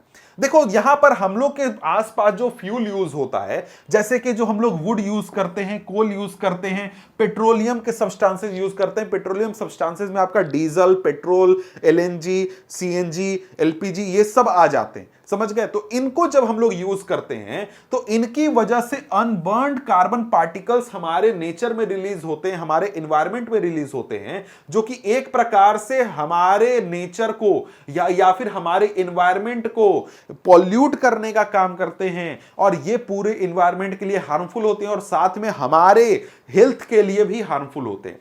जो गाड़ियां चलती हैं उनसे जो गैसेस रिलीज होते हैं वो एक तरीके से हमारे हेल्थ को नुकसान पहुंचाते हैं, हमारे लंग्स को नुकसान पहुंचाते हैं। हमको कई सारी बीमारियां हो सकती हैं, जैसे कि अस्थमा वगैरह हो सकता है, ठीक है। अब यहां पर देखिए क्या होता है, कई बार यहां पर फ्यूल्स को जब हम लोग बर्न करते हैं तो ये फ्यूल्स कंप्लीटली बर्न नहीं होते और इनके अनबर्न्ड पार्टिकल्स, बिना जले हुए पार्टिकल्स हमारे एटमॉस्फेयर में, एयर में पहुंच जाते हैं। और ये जो अनबर्न्ड पार्टिकल्स होते हैं ये कुछ खास स्पेशल फॉर्म में होते हैं जो कि हमारे लिए नुकसानदेह, जैसे कि कार्बन मोनोक्साइड गैस रिलीज होता है। ये बहुत ही पॉइजनस गैस होता है और ये हमारी जान भी ले सकता है। मान लो कि एक कमरे को बंद कर दिया जाए और उसमें अगर हम लोग कोयला जला देते हैं तो यहां पर कोयला बंद कमरे में जलाने से कार्बन मोनोक्साइड गैस रिलीज होगा और ये जो गैस है ये पॉइजनस गैस होगा और आदमी की मौत भी हो सकती है। कई बार तुमको न्यूज में यह चीज देखने को मिलता होगा कि कई सारे लोग जो थे वो अपने घर में कोयला जलाकर सोए थे कमरे में और उनकी जान चली गई दम घुटने की वजह से। क्यों? क्योंकि ये जो कार्बन मोनोक्साइड गैस है ये रिलीज होता है और ये एक तरीके से लोगों की जान ले लेता है, ठीक है। कहता है कि the carbon monoxide produced can kill person sleeping in that room. यही बात मैंने कही, ठीक है। अब यहां पर अगर हम लोग देखें तो आगे हमारे सामने क्या है, आगे यहां पर क्या बात की गई है, तो ये हम लोग देख लेंगे थोड़ा सा, इसको थर्ड पॉइंट देख लेते हैं। कहता है कि combustion of most fuels release carbon dioxide in the environment. भाई कार्बन डाइऑक्साइड गैस रिलीज होता है, आपने ये चीज तो देखा है कि कार्बन प्लस ऑक्सीजन CO2 बनता है। मतलब क्या, जो ज्यादातर फ्यूल्स होते हैं वो कार्बन बेस्ड होते हैं, वो कार्बन होते हैं, और वो जब ऑक्सीजन से रिएक्ट करते हैं तो क्या रिलीज करते हैं, CO2 बनाते हैं। और ये जो CO2 होता है ये हमारे इन्वायरमेंट में जब पहुंचता है तो ये हमारे इन्वायरमेंट में एक तरीके से क्या करता है, ग्रीन हाउस इफेक्ट जनरेट करता है, और साथ में ये ग्लोबल वार्मिंग को बढ़ाता है। ग्लोबल वार्मिंग मतलब क्या, मतलब कि हमारे पूरे इन्वायरमेंट का, पूरे अर्थ का टेम्परेचर राइज हो रहा है, उसको ये एक तरीके से बढ़ाता है हमारा CO2। तो यहां पर ये कार्बन डाइऑक्साइड भी हमारा क्या है, हमारे लिए हार्मफुल है। ठीक है, तो यहां पर देखिए ये जो बच्चा है यही बोल रहा है कि भाई कभी भी कमरे में नहीं सोना चाहिए कोयला वगैरह जला करके, ये चीज। ठीक है, अब यहां पर देखिए ग्लोबल वार्मिंग के बारे में बताया गया है। Global warming is the rise in temperature of the atmosphere of the earth. This results among with other thing in the melting of polar glacier which lead to rise in sea level causing floods in coastal areas. Low lying coastal areas में even be permanently submerged under the water. मतलब क्या भाई, global warming का मतलब क्या, हमारे अर्थ का temperature rise कर रहा है, और इसकी वजह से नुकसान क्या होता है, जो पोलर ग्लेशियर्स हैं, मतलब कि जो नॉर्थ पोल साउथ पोल पर जो ग्लेशियर हैं वो मेल्ट हो रहे हैं, वो अगर मेल्ट होंगे तो हमारा जो सी है उसका लेवल राइज करेगा, और उसके साथ ही यहां पर जो समुद्र के किनारे के इलाके हैं वहां पर बाढ़ आ सकता है, और कई सारे इलाके जो हैं वो पूरी तरीके से पानी में डूब भी सकते हैं। अब इसके बाद यहां पर बात करें तो हमारा चौथा पॉइंट क्या बोलता है, बोलता है burning of coal and diesel releases sulphur dioxide gas. जब हम लोग यहां पर कोल डीजल इनको जब बर्न करते हैं तो ये बहुत ही ज्यादा पॉल्यूशन करते हैं, और ये सल्फर डाइऑक्साइड गैस को रिलीज करते हैं। और ये जो सल्फर डाइऑक्साइड गैस होता है ये सफोकेटिंग होता है। ये अगर आपको अगर लगेगा आपके नाक में या फिर स्टमक में जाएगा तो आपको सफोकेशन होगा। और इसके साथ ही जो पेट्रोल इंजन होते हैं वो गैसीय नाइट्रोजन के gaseous oxide NO2 nitrogen oxide nitrogen dioxide release करते हैं। और इसके साथ ही जो ये सल्फर और नाइट्रोजन जो होता है, जो हमारा sulphur dioxide nitrogen dioxide release होता है गाड़ियों से, ये क्या होता है, ये हमारा आसमान में चला जाता है, मतलब कि हमारे एयर के साथ चला जाता है ऊपर, और ये हमारे रेन के साथ डिसॉल्व हो जाते हैं और वहां पर एसिड का फॉर्मेशन करते हैं। और ये जब बारिश होता है तो ये एसिड के रूप में पृथ्वी पर बरसते हैं, जिसको कि हम लोग एसिड रेन बोलते हैं। तो इस तरीके से भी ये जो हमारे गैसेस हैं या फिर फ्यूल का बर्निंग है ये हमारे लिए हार्मफुल होते हैं। और यहां पर ये एक तरीके से क्यों होता है, क्योंकि जो फ्यूल हम लोग इस्तेमाल करते हैं उससे हार्मफुल गैसेस रिलीज होते हैं, हार्मफुल गैसेस बनते हैं। ठीक है, अब यहां पर देखिए तो आगे कहता है कि द यूज ऑफ, एक सेकेंड ये कहां चला गया भाई, 1 सेकेंड ओनली।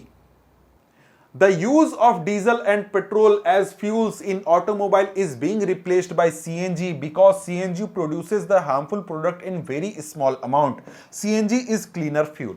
आज के समय में जो सरकार है वो भी कोशिश कर रही है कि लोग पेट्रोल डीजल का यूज करना कम कर दें, उसके जगह पर लोग अब CNG वगैरह यूज कर रहे हैं, या फिर कई जगहों पर इलेक्ट्रिक गाड़ियां यूज हो रही हैं। और इनकी वजह से अब हमारे समाज में या फिर हमारे आसपास के इलाके में जो गाड़ियां चलेंगी, मान लो कोई गाड़ी अगर CNG पर चलता है तो वो क्या होगा, वो बहुत ही कम क्वांटिटी में हार्मफुल गैसेस का रिलीज करेगा, वो एनवायरमेंटल फ्रेंडली है। इसके साथ साथ इलेक्ट्रिक गाड़ियां लोग यूज करेंगे तो वो भी एक प्रकार से गैसेस की मामले में क्या है, एनवायरमेंटल फ्रेंडली है। ठीक है, तो ये चीज यहां पर हमारा समाप्त हो गया। अब यहां पर आगे बढ़े तो आगे यहां पर बात क्या की गई है, आगे बात की जा रही है कि देखो भाई, सैकड़ों हजारों सालों से हम लोग लकड़ियों का इस्तेमाल करते थे फ्यूल के रूप में। हम लोग घरों में खाना बनाने के लिए, इंडस्ट्रीज में, कहीं पर भी हम लोग लकड़ियों का इस्तेमाल करते थे।